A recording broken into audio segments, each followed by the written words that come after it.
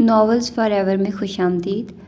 آج کے ہمارے کمپلیٹ ناول کا نام ہے 13 شبوں کا ساتھی، اور اس کی رائٹر ہیں سمرا بخاری۔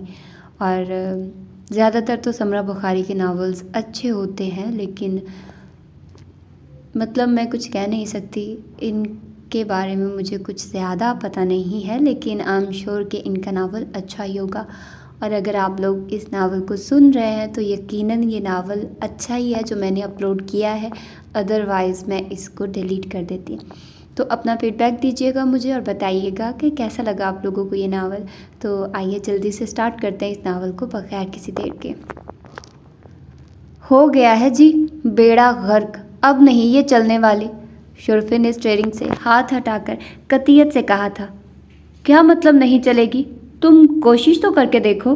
عصمت کی جلاہٹ لازمی تھی، شام سر پر اتر رہی تھی اور بیلے کے قریب آ کر گاڑی خراب ہو گئی تھی۔ بی بی جی غلطی تو آپ کی بھی ہے، عورت ذات ہو کر نکل کھڑی ہوئی شہر جانے کے لیے، جبکہ پتہ بھی تھا ابا ڈرائیور بیمار ہے۔ میں تو جی بڑی وڈی چلا لیتا ہوں، ٹھیک کرنا مجھے نہیں آتی۔ شرفا بلا کا باتونی تھا، ایک بار بات شروع کر لیتا پھر ختم کرنے کو اس کا دل ہی نہیں کرتا تھا۔ اب کیا ہوگا؟ عصمت پریشان ہو کر بیلے میں لگے درختوں پر اترتے اندھیرے کو دیکھ رہی تھی۔ دعا کرو بی بی جی ڈاکو نہ آ جائیں، یہ بیلا تو گڑھ ہے ڈاکوؤں کا۔ اب ہم دونوں اکیلے بھلا کیا مقابلہ کریں گے ڈاکوؤں کا؟ ہتھیار ہوتا تب بھی کوئی بات تھی، ویسے اگر ہوتا تب بھی کیا فائدہ تھا؟ مجھے ڈنڈے کے علاوہ اور کچھ چلانا بھی کب آتا ہے، مگر ایک بات ہے، ہتھیار ہوتا تو ذرا روب پڑ سکتا تھا۔ خدا کے لیے خاموش ہو جاؤ، عصمت کو اس کی باتیں الجھن میں ڈال رہی تھی۔ ویسے بی بی کیا ضرورت تھی شہری سہیلی سے ملنے کے لیے اتنی دور شہر جانے کی؟ یہ شہری لوگ بڑے بے وفا ہوتے ہیں، آپ دیکھ لینا یہ کبھی آپ سے ملنے گاؤں میں نہیں آئے گی، اور ہم لوگ اس کی وجہ سے کتنی بڑی مصیبت میں پھنس گئے ہیں۔ میں تو اپنی اماں سے کہہ کر آیا تھا مغرب کی اذان سے پہلے واپسی ہو جائے گی، اب تک تو وہ بیچاری انتظار کرتے کرتے پریشان ہو کر گاؤں سے باہر آ کر کھڑی ہو گئی ہوگی۔ بڑا چھوٹا دل ہے بیچاری کا۔ شرفے اب خاموش ہو جاؤ، مجھے کوئی حل سوچنے دو۔ بی بی ابھی کچھ منٹ ہی گزرے ہوں گے، شرفو نے پھر پکارا۔ عصمت نے جواب دینا ضروری نہیں سمجھا۔ بی بی پیچھے دیکھو، سڑک پر روشنی ہو رہی ہے۔ عصمت نے پیچھے دیکھا اور بولی، لگتا ہے کوئی گاڑی آ رہی ہے۔ ہاں جی گاڑی ہی ہوگی، بندہ تو سر پر لائٹ لگا کر آنے سے رہا۔ بس دعا کریں سجن ہو دشمن نہ ہو۔ وقت مغرب سے تھوڑے بعد کا تھا، مگر سڑک کے دونوں جانب کھڑے گھنے درختوں نے اندھیرا کر رکھا تھا۔ انہیں کچھ دیر انتظار کرنا پڑا، آنے والی جیپ تھی۔ لگتے تو سجن ہی ہیں، شرفے کی جان میں جان آئی۔ تم انہیں رکنے کا اشارہ کرو۔ عصمت کے کہنے پر وہ بھاگ کر سڑک کے درمیان جا کھڑا ہوا اور زور شور سے ہاتھ ہلانے لگا۔ ہاں کیا پرابلم ہے؟ جیپ رک گئی اور فل یونیفارم میں ملبوس ایک اسمارٹ پولیس آفیسر نے جھانک کر شرفے سے پوچھا۔ جواب میں اس نے مایوسی سے سر ہلایا اور بولا، آپ تو پولیس والے ہو، ہماری بھلا کیا مدد کرو گے؟ کیا مطلب ہے تمہارا؟ حیرت کا اظہار کرتا آفیسر ذرا کھول کر باہر آ گیا۔ او جی آپ لوگ تو بادشاہ لوگ ہوتے ہو، آپ کا کام عوام کو چھتر مارنا ہے اور بس۔ جو بھی ہیلپ چاہیے جلدی بتا دو، اگر گاڑی خراب ہو گئی ہے تو میرے ڈرائیور سے کہو، یہ بہت اچھا مکینک ہے۔ بات کرتے کرتے اس کی نگاہ عصمت پر پڑی تھی، اور یہ خوبصورت سی لڑکی شام کے گہرے ہوتے سائیوں میں کسی جادوئی کہانی کا ایک خوابناک سا کردار معلوم ہوئی تھی۔ نگاہ کی گرمی محسوس کر کے عصمت نے تھوڑی خفگی سے پلکیں اٹھا کر اس کی جانب دیکھا، پھر رخ موڑ لیا۔ وہ شرفے کو اپنے ڈرائیور کے ساتھ مذاکرات میں مصروف کر کے اس کے پاس چلا آیا۔ کون ہیں آپ اور کہاں جا رہی ہیں؟ اس احمق محافظ کی ہمراہی میں کیا آپ کو معلوم نہیں یہ کتنا خطرناک علاقہ ہے؟ پتہ ہے، بس یوں ہی نکلنا پڑ گیا تھا۔ وہ اس کی نگاہوں کی وارفتگی سے گھبرا گئی تھی، اور دوسری طرف اس کا قد بت مردانہ وجاہت دھڑکنوں میں ہلکا سا ارتعاش پیدا کیے دیتی تھی۔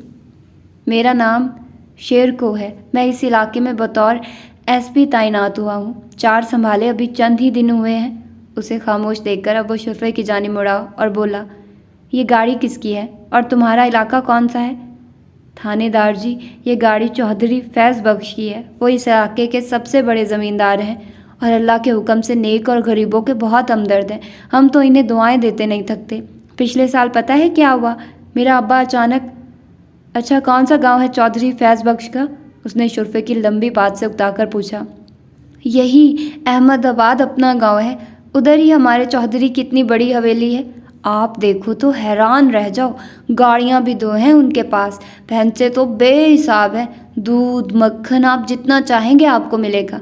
شیر کو ڈرائیور گاڑی چیک کر رہا تھا اور شرفا شیر کھو کے پاس کھڑا مسلسل کان کھایا جا رہا تھا۔ تم لگتا ہے چودھری صاحب کے خاص آدمی ہو، اس نے کچھ طنزیہ انداز میں کہا۔ نہیں جی، میں تو کچا پکا ملازم ہوں، اگر آپ سفارش کر دے تو میرا کام بن جائے گا۔ اچھا، میں آؤں گا کسی روز سفارش لے کر، تم میرا انتظار کرنا، وہ عصمت کو نگاہ میں رکھ کر شوخی سے کہہ رہا تھا۔ شرفے، پتہ تو کرو آخر کتنی دیر لگے گی؟ بی بی گھبرائیے نہیں، اللہ نے فضل کر دیا، اب تھانے دار جی ہمارے ساتھ ہیں، سچ میں تو بڑا بے فکرہ ہو گیا ہوں، اور گاڑی چیک کرتے کرتے آخر کچھ وقت تو لگتا ہے نا۔ ہاں، تمہیں بڑا پتہ ہے نا، وہ اس پر بگڑنے لگی۔ اگر آپ کو زیادہ جلدی ہے تو میں ڈراپ کر دیتا ہوں۔ جی نہیں، بہت شکریہ، وہ تب کر بولی تھی۔ اس میں شکریہ کی تو کوئی بات نہیں، آخر انسان ہی انسان کے کام آتا ہے۔ اچھا پھر یہ شرفے کو چھوڑ آئیے، اس کی اماں گاؤں کے باہر کھڑی اس کا انتظار کر رہی ہوگی، وہ کچھ جل کر بولی تھی۔ جواب میں شیر کو دلکشی سے مسکرایا اور بولا، مجھے کوئی اعتراض نہیں، مگر کیا آپ یہاں اکیلی رہ جانے پر راضی ہیں؟ وہ بے بسی سے سر جھٹک کر رہ گئی، پھر اسے ہنستے دیکھ کر بولی، آپ واقعی پولیس آفیسر ہیں یا صرف یونیفارم پہن رکھا ہے؟ اگر آپ یہ جاننے میں دلچسپی رکھتی ہیں تو میں عنقریب ثبوت بھی پیش کر دوں گا۔ وہ جھلا کر گاڑی میں آ بیٹھی، مگر جانے کیا بات تھی، اس کی شخصیت میں دل کھنچتا بھی تھا۔ آفیسر کی شوخ نگاہ نے اس کے سارے وجود میں برقی روشنی دوڑا دی تھی۔ 10 منٹ کے بعد ڈرائیور نے شرفے کو بتایا، گاڑی بالکل ریڈی ہو چکی ہے۔ ہو گئی ٹھیک؟ شرفا اپنی سیٹ پر آ کر بیٹھا تو اس نے پوچھا۔ ہاں جی، وہ کہتا ہے اب یہ ہوائی جہاز کی طرح اڑے گی، اپنے مالک کی طرح بڑا بولا ہے۔ ہاں جی بالکل، شرفا زور سے ہنسا۔ عصمت کو اس کی ہنسی معنی خیز سی لگی اور بات کہہ کر پچھتاوے کا احساس ہوا۔ گھر پہنچی تو رات کے 8 بج رہے تھے اور پھپھو کبرا یقیناً اس کے انتظار میں ہی بیرونی دروازے میں کھڑی تھی۔ کہاں رہ گئی تھی تم؟ کچھ پتہ بھی ہے کتنا وقت ہو گیا ہے؟ علاقہ بھی خطرناک، میں نے کہا بھی تھا فیض بھائی سے، پڑھائی تک تو چلو ٹھیک ہے، مگر اب جب کہ تم اپنی پڑھائی ختم کر چکی ہو، پھر ان شہری سہیلیوں سے ملنے کی کیا تک بنتی ہے؟ مگر میری سنتا کون ہے؟ او پھپھو، آپ پہلے میری بات تو سن لیں، پھر اگر مناسب سمجھے تو ڈانٹ لیجیے گا۔ پھپھو کی ہر وقت کی نکتہ چینی اسے بری تو لگتی تھی، مگر ہنس کر سہ جانا مجبوری بھی بن گئی تھی۔ ہاں، اب کر دو کوئی بہانہ، وہ اس کی بات کو اہمیت دینے کے لیے تیار نہیں تھی۔ عصمت نے بھی کچھ کہنا فضول جان کر اندر بیرونی حصے کی جانب قدم بڑھا دیے۔ کھانا تو اس نے کھانا نہیں تھا، لباس تبدیل کر کے منہ ہاتھ دھویا اور بستر میں آ گئی۔ اکتوبر کا اختتام تھا، ہلکی ہلکی خنکی فضا میں در آئی تھی اور آتے سرما کا پیغام دیتی بہت اچھی لگتی تھی۔ آج کا دن خاصا خوشگوار رہا، مگر یہ واپسی پر جو گاڑی خراب ہو گئی اس نے مزہ کرکرا کر دیا۔ مگر وہ جو کوئی بھی تھا، اس کا دل دھڑکا، کتنے بھرپور، کیسے شاندار ہوتے ہیں کچھ لوگ۔ عصمت نے کروٹ بدلی، مگر سراپا اوجھل نہیں ہو سکا۔ ایک ہی ملاقات میں کتنا گہرا، کیسا دلکش تاثر چھوڑ جاتے ہیں۔ خوش باش، بے فکر، پر اعتماد، مجھے یوں لگا جیسے اسے اس بات پر مکمل یقین ہے، میں اسے بھلا نہیں پاؤں گی، اور اس کا یقین سچا بھی تو ہے۔ ایسے لوگ مجھے متاثر کرتے ہیں۔ کالج میں ہماری انگلش کی ٹیچر ایسی ہی بااعتماد اور پربہار شخصیت کی مالک تھی، وہ مجھے کتنی اچھی لگا کرتی تھی۔ میں بھی ایسی بننا چاہتی ہوں، پہلی ملاقات میں مقابل پر گہرا تاثر چھوڑنا چاہتی ہوں۔ مگر یہ سوچ بھی کیا عجیب چیز ہے، کہاں سے کہاں نکل جاتی ہے۔ ہاں تو میں اس کو سوچ رہی تھی، فل یونیفارم میں جچ رہا تھا، کتنا مان تھا اسے خود پر، اور کیوں نہ ہوتا، وہ اپنی ذات میں کیا مکمل دکھائی بھی تو دے رہا تھا۔ کمی تو خدا کے فضل سے کوئی مجھ میں بھی نہیں، مگر میں بااعتماد نہیں ہوں۔ بیوی، روٹی نہیں کھاؤ گی کیا؟ 15-16 سالہ الٹر سی رکھی دروازہ پر پڑا بھاری پردہ ہٹا کر اپنے مخصوص شوق سے انداز میں پوچھتے ہوئے آنکھیں گھما گھما کر کمرے کا یوں جائزہ لے رہی تھی جیسے آج پہلی بار دیکھ رہی ہے۔ بہت کچھ کھا کر جو آئی ہوگی، مزہ بھی خوب آیا ہوگا۔ بیاہ تھا نا آپ کی سہیلی کا، سب نے اچھے اچھے کپڑے پہنے ہوں گے، خوب سرخی پاؤڈر لگایا ہوگا۔ تم سے کس نے کہا؟ عصمت تھکن کے باوجود سیدھی ہو بیٹھی۔ لو، پتہ کیسے نہیں چلتا، آپ جو اتنے اچھے کپڑے پہن کر گئی تھی، میں سمجھ گئی ضرور بیاہ پر ہی جا رہی ہو۔ नहीं, वहाँ कोई ब्याह नहीं था, बस हम सब दोस्तों ने मिल बैठने को एक छोटी सी तकरीब की थी। फिर मज़ा आया? क्या क्या खाया? रखी झट आकर कालीन पर आलती पालती मारकर बैठ गई। ओ रखी, अकल की कच्ची, तुझे बड़ी बीबी ने कहा था खाने के लिए बुला लाओ और तू यहाँ आ बैठी। रखी की माँ का चेहरा दरवाजे पर नमूदार हुआ और उसे बैठे देखकर चिल्लाने लगी। मैंने इसे बता दिया है, मैं खाना नहीं खाऊंगी। अच्छा जी, मगर साहब बुला रहे हैं, उनके साथ मलिक अमीर अली साहब भी आए हैं। ओहो, ये चचा अमीर अली तो टलेंगे नहीं, इसरार करके ही बुला लेंगे, उन्हें भी आज ही आना था। ये सब सोचते वो थके थके से अंदाज में बिस्तर से उठी।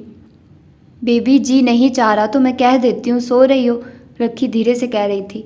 नहीं, तुम्हें तो पता है वो मेहमान आए हैं, अगर सलाम नहीं करूँगी तो बुरी बात होगी। वो दुपट्टा दुरुस्त करती कमरे से बाहर आए। रखी की इत्तला के मुताबिक वो सब बड़े कमरे में बैठे थे। उसने जाकर बाप पर उनके दोस्त अमीर अली को मुश्तरका सलाम किया। आओ जी आओ, इधर मेरे पास आकर बैठो। मैं तो पहले ही सोच रहा था आज इस घर में वो रोशनी क्यों महसूस नहीं हो रही। अब तुम आई हो तो सब रोशन हो गया। अब तो यकीन हो गया इस घर की रोशनी तुम्हारे दम से है। चचा अमीर अली ने उसे अपने बराबर वाले सोफे पर उठा लिया और जिस अंदाज में पजीराई की थी, ये उनका मखसूस अंदाज था, वो मुस्कुरा दी और बोली, चचा ये तो आपकी मोहब्बत है। फैज़, ये तुम्हारी सबसे बड़ी दौलत, तुम्हारे घर का असासा है, इसमें भला क्या शक है। मलिक, ये मेरा फ़ख्र, मेरा सरमाया है। तुम खुश नसीब हो फैज़ भाई, तुम्हें इतनी बासलाहियत बेटी और ऐसा बावफा दोस्त मिला है। इशारा अपनी जानिब था। तुम्हारी दोस्ती मेरा इत्मीनान, मेरा मान है अमीर अली। इस भरी दुनिया में तुम ही मेरा बाजू हो। मुझे छोटे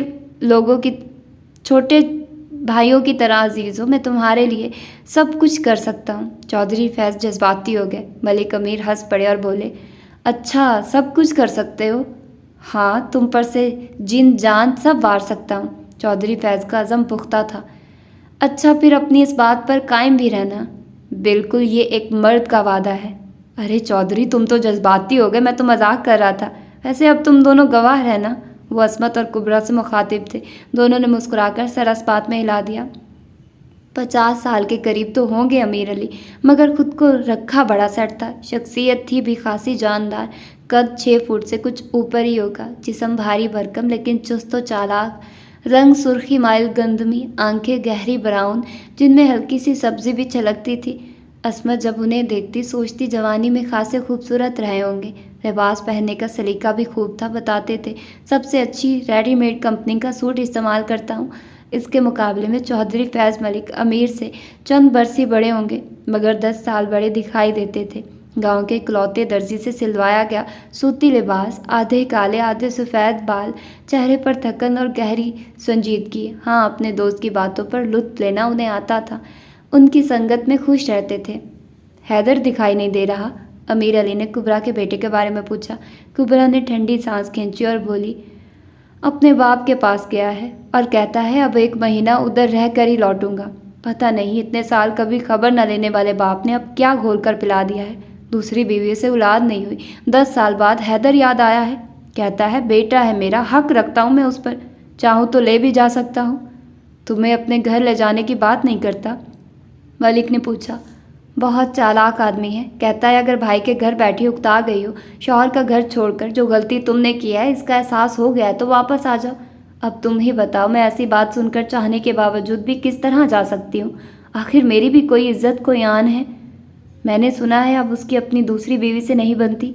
मैंने भी सुना है अब वो उस बंजर ज़मीन से तंग है, मगर ऊंची नाक रखता है। मुझे साफ साफ साथ चलने को नहीं कहता, सारी बात मुझ पर ही रखता है। और मैं हैदर की वजह से परेशान हूँ। एक ही बच्चा तो मेरी दौलत, मेरी खुशी है।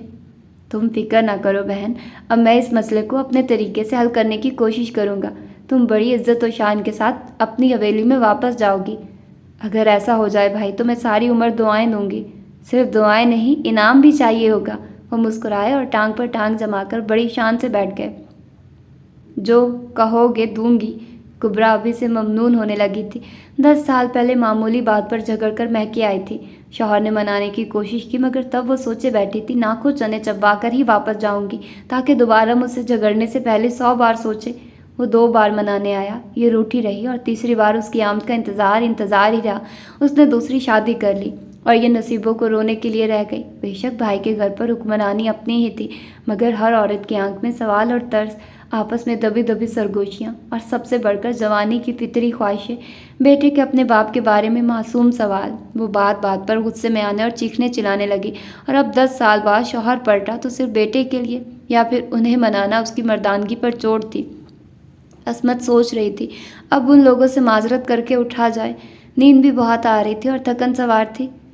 علاقے میں نیا پولیس آفیسر آیا ہے، چودھری فیض نے کہا، اور عصمت اجازت طلب کرتے کرتے رک گئی۔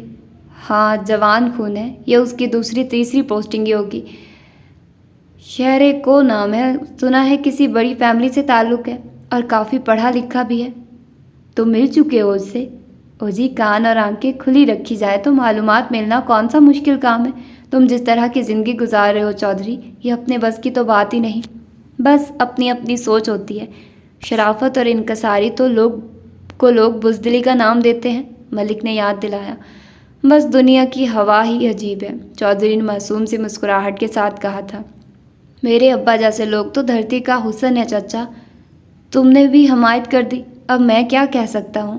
اصل میں عصمت، تم ابھی کتابی دنیا میں رہتی ہو، زندگی اس کتابی دنیا سے بہت مختلف ہے میری شہزادی۔ پھر فیض بخش کی جانب دیکھ کر بولے، شہرہ کو اپنے علاقے میں تعینات ہوا ہے، اس سے کھانے کی دعوت تو دینا ہوگی۔ پہلے تمہارے ہاں مدعو کریں گے، تب میں بھی ادھر موجود ہوں گا، اور جب میں اسے اپنے گاؤں بلاؤں گا تب تم میرے ساتھ ہوگے۔ چودھری نے مکمل اتفاق کرتے ہوئے سر اس بات میں ہلا دیا۔ پھر وہ عصمت کی جانب رخ کر کے بولے، شہزادی میری بات پر ناراض مت ہونا، تمہاری خفگی کا بوجھ ہم نہیں اٹھا سکتے۔ نہیں چچا، ناراض تو نہیں ہوں، میں تو اجازت لینے والی تھی، اب چلتی ہوں، سخت نیند آ رہی ہے۔ اتنی جلدی نیند آ رہی ہے؟ جی، آج شہر گئی تھی، واپسی پر خاصی دیر ہو گئی۔ بات کرتے ہوئے وہ اٹھ کر کھڑی بھی ہو گئی، اور جاتے ہوئے اس نے سنا وہ کہہ رہے تھے، عصمت کی پڑھائی تو اب ختم ہو چکی ہے نا؟ جی ہاں، مگر میل ملاقات ختم ہونے میں نہیں آ رہا، کبرا نے کچھ جل کر کہا تھا۔ چلو اب چل کر کھانا کھا لیتے ہیں۔ چودھری نے بات بدل دی اور اٹھ کر واش روم میں ہاتھ دھونے چلے گئے۔ تب امیر علی نے کبرا سے کہا، جب تک اس گھر میں ہو معاملات اپنے ہاتھ میں رکھو۔ ہاں، ساری ذمہ داری میرے سر پر ہی ہے، مگر عصمت منمانی کر رہی ہے، اسے یہ احساس دلاؤ کہ وہ قدم قدم پر تمہاری بات ماننے کی پابند ہے۔ میں کیا کروں، یہ بھائی صاحب ہی ہر بات میں بیٹی کا ساتھ دیتے ہیں۔ تم عصمت کے معمولات پر کڑی نگاہ رکھو، اور ساتھ ساتھ اپنے گھر واپسی کی تیاری بھی کرو۔ اچھا سچ؟ کبرا بے یقین تھی۔ بالکل سچ۔ امیر علی جس کام کا بیڑا اٹھا لے پھر اسے کر کے ہی دم لیتا ہے، تم مجھ پر پورا بھروسہ رکھو، تیاری کرو، اور اگر کہو تو سوکن سے بھی جان چھڑوا دوں گا۔ ہائے اللہ، یقین نہیں آ رہا، ابھی تمہیں اندازہ ہی نہیں ہے کہ امیر علی کیا چیز ہے۔ فیض بخش ہاتھ دھو کر واپس آئے۔ موضوع تبدیل ہو گیا۔ 10 بجے کے قریب امیر علی گھر جانے کے لیے اٹھے، تب کبرا نے کہا، بھابھی بھی آپ کی آمد کی منتظر ہوں گی؟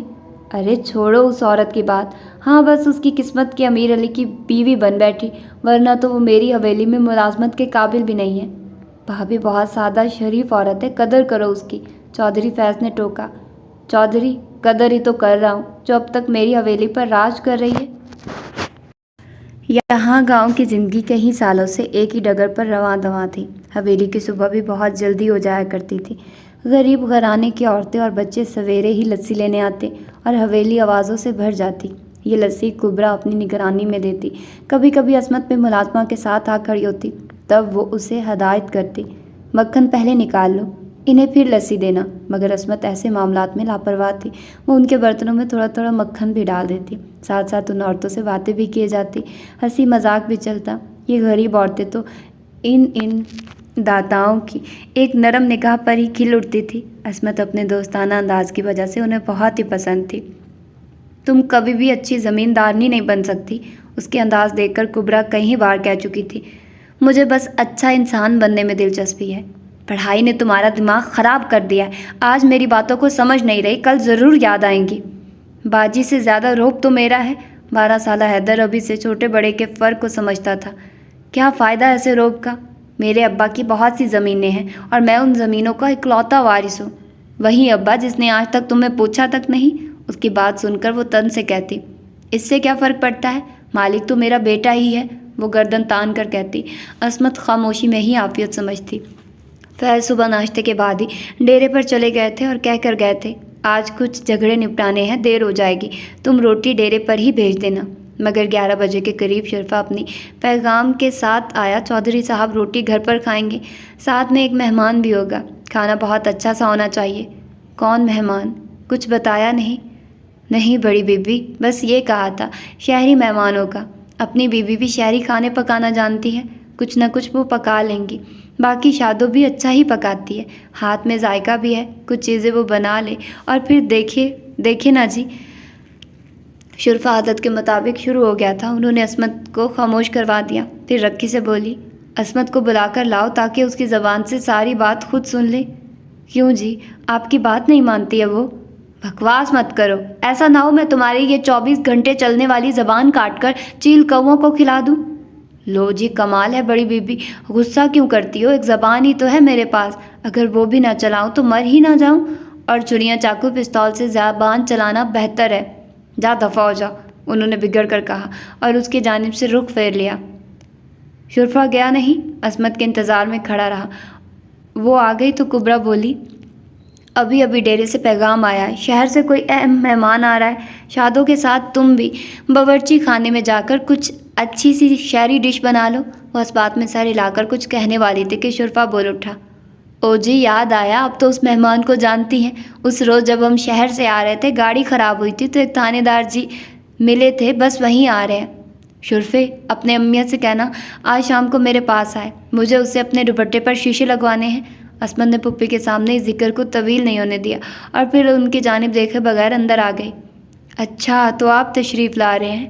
بے اختیاری لبوں پر مسکراہٹ دوڑ گئی۔ کام تو جو بھی اسے سونپا جاتا دل جمی سے کرنے کی عادی تھی، مگر آج جو لگن تھی اس نے عصمت کا ہاتھ بٹاتی معصوم رکھی کو بھی چونکا دیا۔ کیا بات ہے بی بی، آج تو آپ بہت خوش ہیں۔ ہاں اچھا، میں بہت خوش دکھائی دے رہی ہوں؟ تو اور کیا جی، بہت ہی خوش۔ کوئی خاص مہمان آ رہا ہے کیا؟ نہیں تو بس بابا سے کوئی ملنے والے ہیں، وہ اس کا نام نہیں بتا سکی۔ ہاں جی، کیا ہو رہا ہے؟ واہ بھائی واہ، آج تو شہزادی کھانا بنا رہی ہے، اور یہ کھانا تو ہمارے لیے اعزاز کی بات ہوگی۔ امیر علی اس کے باپ کا بے تکلف دوست تھے اور وہ انہیں چچا کہتی تھی۔ اس گھر میں ان سے کوئی پردہ نہیں کرتا تھا، مگر آج سے پہلے وہ گھر کی بیٹھک خانے کے کمرے یا پھر فیض بگ کے کمرے تک ہی آئے تھے۔ آج یوں باورچی خانے میں آ جانے پر عصمت کو تھوڑی حیرت ہو رہی تھی، مگر اظہار نہیں کیا۔ ارے چچا، آپ اندر چل کر بیٹھیے، یہاں تو بہت گرمی ہے۔ جب شہزادی یہاں کھڑے ہو کر کام کر سکتی ہے تو پھر میں کیوں نہیں؟ میں بھلا کہاں کی شہزادی ہوں، آپ یوں ہی بناتے رہتے ہیں۔ وہ رکی کی جانب دیکھ کر جھیمپی سی ہنسی کے ساتھ بولی تھی۔ کیوں رکی، کیا یہ شہزادی نہیں لگتی؟ شہزادی سے بھی بڑھ کر ہے ہماری بی بی۔ رکی واقعی اس سے بہت محبت کرتی تھی۔ ہاں، اب کیا بولو گی؟ کچھ نہیں، وہ پھر ہنس پڑی۔ دیکھے تو صحیح کیا پکایا جا رہا ہے۔ وہ آگے بڑھے اور اس کے برابر آ کھڑے ہوئے، سلیب پر رکھی ہتھیلیوں کے ڈھکن اٹھا کر چیک کرنے میں مگن تھے۔ اس کے اتنے قریب تھے کہ ان کا بازو عصمت کے بدن سے چھو رہا تھا، مگر شاید انہیں اس کا احساس نہیں تھا۔ ہاں، کیسی پیاری خوشبو آ رہی ہے۔ ایسے ہی بنایا مت کریں چچا، میں یوں ہی تو کچھ نہیں کہا کرتا شہزادی، جیسے مجھے خوشبو اچھی لگ رہی ہے ایسے ہی کھانا بھی پسند آئے گا۔ دراصل جو لوگ دل کو اچھے لگتے ہیں ان کی ہر بات ہی اچھی لگتی ہے۔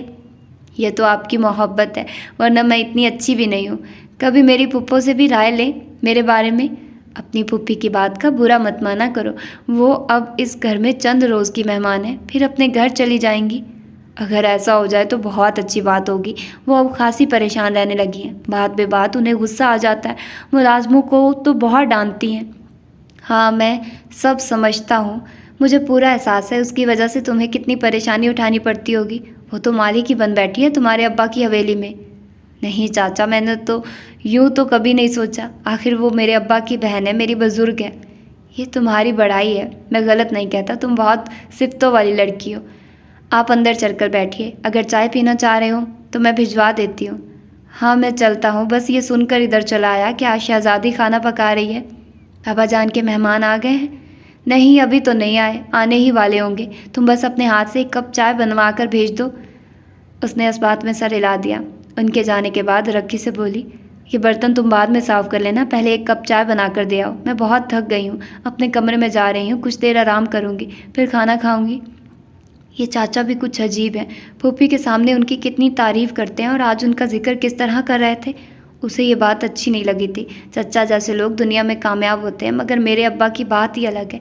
मेरे अब्बा जैसे लोग दिलों पर हुकूमत करते हैं, साफ खरे लहजे वाले और बेदाग किरदार के मालिक। मुझे उनकी बेटी होने पर फ़ख्र है। जबकि मलिक चाचा के बारे में मैंने ऐसी बातें सुन रखी हैं जिन्हें जानकर मुझे अफसोस हुआ है। पता नहीं कितनी सदाकत है, मगर कोई बात तो है ही जो बतंगड़ बनता है। मैं आ जाऊँ बाजी? रखी दरवाजे का पर्दा हटाकर इजाज़त तलब कर रही थी। इजाज़त मिलते ही अंदर आकर और बोली, पता है बीबी, उधर बैठक में एक मेहमान आया है। इतना सजिल, ऐसा सोना है, क्या बताऊं। अस्मत का दिल मामूल से हटकर धड़का।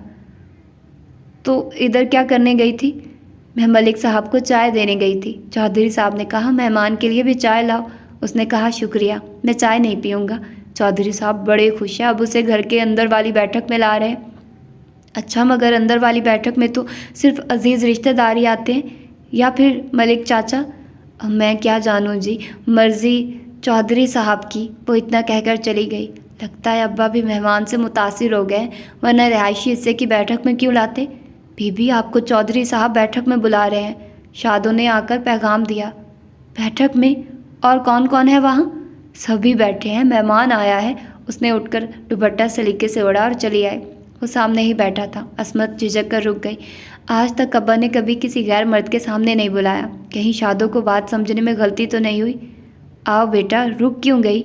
चौधरी साहब की आवाज़ पर वो संभल कर आगे बढ़ने लगी। अस्सलाम वालेकुम जी। पता नहीं अस्मत को महसूस हुआ या वाकई सलाम करते हुए उसके अंदाज़ और निगाह में शोखी ही शोखी थी। वो सिर्फ सर के इशारे जवाब दे पाई। यहाँ इधर मेरे पास आ जाओ। मलिक अमीर अली ने अपने बराबर वाले सोफे की जानिब इशारा किया, मगर तब तक वो पुप्पी के साथ कुर्सी पर बैठ चुकी थी। ये मेरी बेटी है, इसने शहर में तालीम हासिल की है। अब वह हमेशा की तरह फ़ख्र से बता रहे थे। अच्छा, माशाअल्लाह। अस्मत ने सुना ज़रूर सर नहीं उठा सकी। ये तुम्हारी वालदा मरहूमा की तायाजाद बहन फ़ातिमा का बेटा शेर को है। ओह अच्छा, उसे फ़ातिमा खाला अच्छी तरह याद थी। बहुत पुरानी बात थी जब उसकी वालदा हयात थी और उनकी तायाजाद बहन, जो कि बहुत अच्छी दोस्त भी थी, शहर से मिलने गांव आया करती थी। वो उनके बच्चों से वाकिफ़ नहीं थी। खाला अकेली ही आती थी। कैसी हैं खाला? उसने शेर को से पूछा। वो तो अब इस दुनिया में नहीं है, ये बता रहा है। इसके वालिद की भी वफ़ात हो चुकी है। शेर को और इसकी छोटी बहन इधर हमारे ही इलाके में है। अगर पहले पता होता तो हम बेटी को भी ज़रूर बुलाते, चौधरी साहब कह रहे थे। अस्मत ने भी इस बात में सर हिलाया और बोली, मुझे आपके वालिदैन की डेथ का सुनकर बहुत अफसोस हुआ। आपके वालिद से तो ज़्यादा मिलना नहीं रहा, मगर खाला बहुत ही प्यार करने वाली हस्ती थी। हमारे इलाके को कब रौनक बख्श रहे हैं जनाब? अमीर अली उससे पूछ रहे थे। अभी कुछ मसरूफियात ऐसी हैं, टाइम नहीं निकाल पाऊँगा। वो ये नहीं कह सका। यहाँ तक तो इस लड़की की कशिश खींच लाई है, वरना वो अपने इलाके में बाअसर शख्सियात के घर जाना पसंद नहीं करता कि एक बार खाना खा लो। ये लोग उसे एहसान जानकर अपने काम निकलवाने की कोशिश में लग जाते हैं। टाइम निकालना कौन सी बड़ी बात है आपके लिए? मलिक इसरार कर रहे थे। वो खामोश रहा। फैज़ बख्श हमारे भाई, हमारे जिगरी दोस्त हैं। अगर तुम्हारी इनसे रिश्तेदारी बनती है तो हमें भी अपना रिश्तेदार मान लो। वो आपसे तुम पर बहुत आराम से आ गए थे। क्यों नहीं जी? शेर को के अंदाज में हनूज तकल्लुफ़ था। अमीर अली उसे बताने लगे। उनकी मलकियत में कितने गांव हैं, वो कितने बागात के मालिक हैं, उनके इलाके में आबादी कितनी है और वो किस तरह हुकूमत करते हैं, और ये भी कि उनकी पहुंच दूर दूर तक है। वो शहर आते जाते रहते हैं और शहर के बारसूख लोगों से शनासाई रखते हैं। उनके अंदाज में बढ़ाई थी। वो शेर को मुतासिर करने की कोशिश में थे। उसने ये सब सुनकर किसी किस्म का तबसरा नहीं किया। जब मेरे घर आओगे तो तफसील से बात होगी। आप हमारे घर ज़रूर आइएगा। मेरी बहन आलिया आपसे मिलकर बहुत खुश होंगी। एक हादसे में वो दोनों टांगों से माजूर हो चुकी हैं, चल फिर नहीं सकती। आप आएंगी तो वो भी बहल जाएगी। मेरी जॉब तो ऐसी है कि चाहने के बावजूद उस बेचारी के लिए टाइम नहीं निकाल पाता। ओह, सुनकर सभी को अफसोस हुआ और अस्मत ने फ़ौरन कहा, वो उनके यहाँ ज़रूर आएगी। तुम शादी कर लो बेटा, उस बच्ची की तन्हाई भी दूर हो जाएगी। फैज़ बख्श ने मशवरा दिया। जी, पहले तो इस बारे में नहीं सोचा था, अब चंद दिन से सोचने लगा हूँ। अस्मत ने सर झुका लिया। वो उसकी बात का मतलब बाखूबी समझ गई थी। सोचने से तो बात नहीं बनती, अमल भी कर डालो। पुप्पी मुस्कुराई। जी ज़रूर, बस आपकी मदद दरकार होगी। हाँ हाँ, क्यों नहीं, हम जी जान से हर खिदमत को तैयार हैं। वो तीनों ज़ोरों शोर से कह रहे थे। अस्मत ने पलकें उठाई। वो उसी की जानिब देख रहा था और मुस्कुराहट उसके चेहरे को जगमगा रही थी। میرا خیال ہے اب کھانا کھا لیا جائے۔ وہ یہ موضوع بدلنا چاہتی تھی۔ اتنی جلدی کیا ہے، میں کھانے کے لیے نہیں ملنے کے لیے آیا ہوں۔ اس نے ملنے پر زور دیا۔ اب وہ کیا کہتی؟ آج کھانا میری بیٹی نے بنایا ہے، چودھری صاحب بڑی شفقت سے اسے دیکھتے ہوئے شیرکو کو بتا رہے تھے۔ کہیں پہلی مرتبہ تو نہیں بنایا؟ میرا مطلب ہے تجرباتی کھانا تو نہیں ہے؟ امیر علی نے کہکا لگایا اور بولے، یہ پہلی مرتبہ پکاتی تب بھی بہت اچھا پکاتی۔ ویسے بے فکر رہو، پہلی ٹرائی نہیں ہے۔ عصمت، میرا خیال ہے تم کھانا لگوا دو، پھر ہمیں ڈیرے پر بھی جانا ہے۔ نہیں چچا، میں آپ کے اور اپنے تعلق کو اب رشتہ داری تک ہی رکھنا چاہتا ہوں۔ اس وقت میں پولیس آفیسر ہوں، نہ آپ خود کو علاقے کا سربراہ سمجھے۔ فیض بخش نے اتفاق کرتے ہوئے سر اسبات میں ہلا دیا۔ اونا جی بادشاہو، آپ شاید گاؤں والوں کی نفسیات نہیں سمجھتے۔ روب تو رکھنا پڑتا ہے، ورنہ یہ لوگ قابو کہاں آتے ہیں؟ امیر علی نے اختلاف کیا تھا، پھر وہ اسے سمجھانے لگے، یہ دیہات کے ان پڑھ لوگ انسانی کم حیوانی نفسیات زیادہ رکھتے ہیں اور انہیں سدھارنے کے لیے ڈنڈی کی ضرورت پیش آتی رہتی ہے۔ وہ خاموشی سے سنتا رہا، جس سے انہوں نے یہی اندازہ لگایا کہ قائل ہو چکا ہے اور ان سے اختلاف نہیں کر سکتا۔ جس وقت عصمت کھانا لگوا رہی تھی، وہ تینوں ایک ساتھ ہی کھانے کے کمرے میں داخل ہوئے تھے۔ پھر شیرکو اسے موجود پا کر تیزی سے آگے بڑھا اور دھیرے سے بولا، اب آپ سے اگلی ملاقات بہت جلد میرے گھر پر ہونی چاہیے، میں انتظار کروں گا۔ اتنا کہہ کر وہ کرسی پر بیٹھ گیا اور عصمت کے ہاتھ پیروں میں ایسی سنسناہٹ شروع ہوئی کہ برتن سیٹ کرنے مشکل ہو گئے۔ اس کے رخصت ہوتے ہی امیر علی بھی جانے کے لیے اٹھ کھڑے ہوئے۔ تم تو ابھی بیٹھو امیر علی، کون سا زیادہ وقت ہو گیا ہے؟ کیا کروں چودھری، بکھیڑے بڑے ہیں اور ایک نئی مصیبت، میری اماں بیمار ہو گئی ہے۔ بڈھی ضعیف ہو گئی ہے، بیماری میں اور بھی مصیبت ڈال دیتی ہے۔ بس یہی چاہتی ہے میں ہر وقت اس کی آنکھوں کے سامنے رہوں۔ پھر ان دونوں خواتین کو دیکھ کر بولے، حویلی میں بہت سا اضافہ کیا ہے میں نے، یوں سمجھو نئی ہی بنوا لی ہے۔ کسی دن تم دونوں آؤ نا میری طرف۔ کیوں نہیں ملک بھائی، ہم ضرور آئیں گے، پھوپھی جلدی سے بولی تھی۔ اور تم نے جواب نہیں دیا؟ ان کی اس بات پر وہ کچھ حیران ہوئی اور بولی، میری رائے پھوپھی جی کی رائے سے الگ تھوڑی ہوگی، انہوں نے کہہ دیا آئیں گے تو پھر آئیں گے۔ آج تم نے کھانا بہت اچھا بنایا، بار بار تمہارے ہاتھ کا بنا کھانے کو ہی دل چاہے گا۔ اس نے سوچا، ذائقہ تو ایک خاص وجہ سے تھا، بھلا روز روز ایسا تھوڑی بنا پاؤں گی۔ کیا بات ہے، کس سوچ میں ہو؟ کچھ نہیں، تھک گئی ہوں، اب سوؤں گی۔ ہاں، سارا دن کام کرتی رہی ہو، اب آرام کرو، اتنی نازک سی تو ہو، بیمار نہ پڑ جاؤ۔ وہ اپنے کمرے میں چلی آئی، بستر پر لیٹ کر سوچ رہی تھی، آج کا دن اچھا گزرا، مگر یہ ملک چچا بولتے بہت ہیں، یہ بھی جاننے کی ضرورت محسوس نہیں کرتے، سننے والا ان کی باتوں کو پسند بھی کر رہا ہے یا مارے باندھے ہی بیٹھا ہے۔ اب اگلی ملاقات بہت جلد میرے گھر پر ہونی چاہیے۔ کسی نے سرگوشی کی تھی اور وہ سمٹ سی گئی۔ کیسی عجیب بات ہے، کتنا خوبصورت اتفاق ہے کہ تم ہمارے عزیز بھی ہوتے ہو، یوں ہماری ملاقات کی راہ نکل آئی، ورنہ تم یہاں آ کر بھی مجھ سے نہ مل پاتے۔ پھوپھی کبرا کا پروگرام جلدی ملک کے گھر جانے کا تھا، مگر حیدر بیمار پڑ گیا۔ پھوپھی نے تو صاف کہہ دیا، باپ کے گھر آنے جانے لگا ہے، ضرور سوتیلی ماں نے تعویذ کروا دیا ہے، وہ ہے ہی ڈائن، پہلے میرے شوہر کو قابو کیا، اب تجھے بیمار کر ڈالا، جنم جلی پتہ نہیں کہاں سے میرے متھے لگ گئی ہے، میں بھی بدلہ لوں گی، ملک بھائی سے بات کرتی ہوں، جلدی انتظام کریں اس ڈائن کا۔ فیض بخش کو حیدر کی بیماری کا پتہ چلا تو گاڑی نکلوا کر فوراً شہری ڈاکٹر کے پاس لے جانے کو تیار ہو گئے۔ عصمت نے سنا تو ساتھ جانے کی اجازت چاہی۔ تعلیمی سلسلہ تو ختم ہو چکا تھا، مگر کتابوں سے دوستی تو ختم نہیں ہو سکتی تھی۔ وہ کچھ کتابیں ہی خریدنے جانا چاہ رہی تھی۔ حیدر کی بیماری کوئی ایسی سیریس نہیں تھی، ڈاکٹر نے کہا موسمی بخار ہے، اور چند دوائیں لکھ دی۔ جس وقت وہ بک شاپ پر کھڑی تھی، حیدر بھی اس کے ساتھ کھڑا پوری دلچسپی سے کتابیں دیکھ رہا تھا۔ جلدی کرو عصمت، مجھے ایک کام سے بھی جانا ہے۔ باپ کے کہنے پر اس نے جلدی جلدی 3 کتابیں منتخب کی اور گاڑی میں آ بیٹھی۔ مجھے ایک کام سے ملنے ASP شیرکو کے آفس جانا تھا، مگر اب وہ گھر جا چکا ہوگا، خاصا وقت ہو رہا ہے، میرا خیال ہے گھر ہی چلتے ہیں، تم اس کی بہن سے بھی مل لینا۔ جی بابا، وہ دھڑکتے دل کے شور سے خائف دھیرے سے بولی تھی۔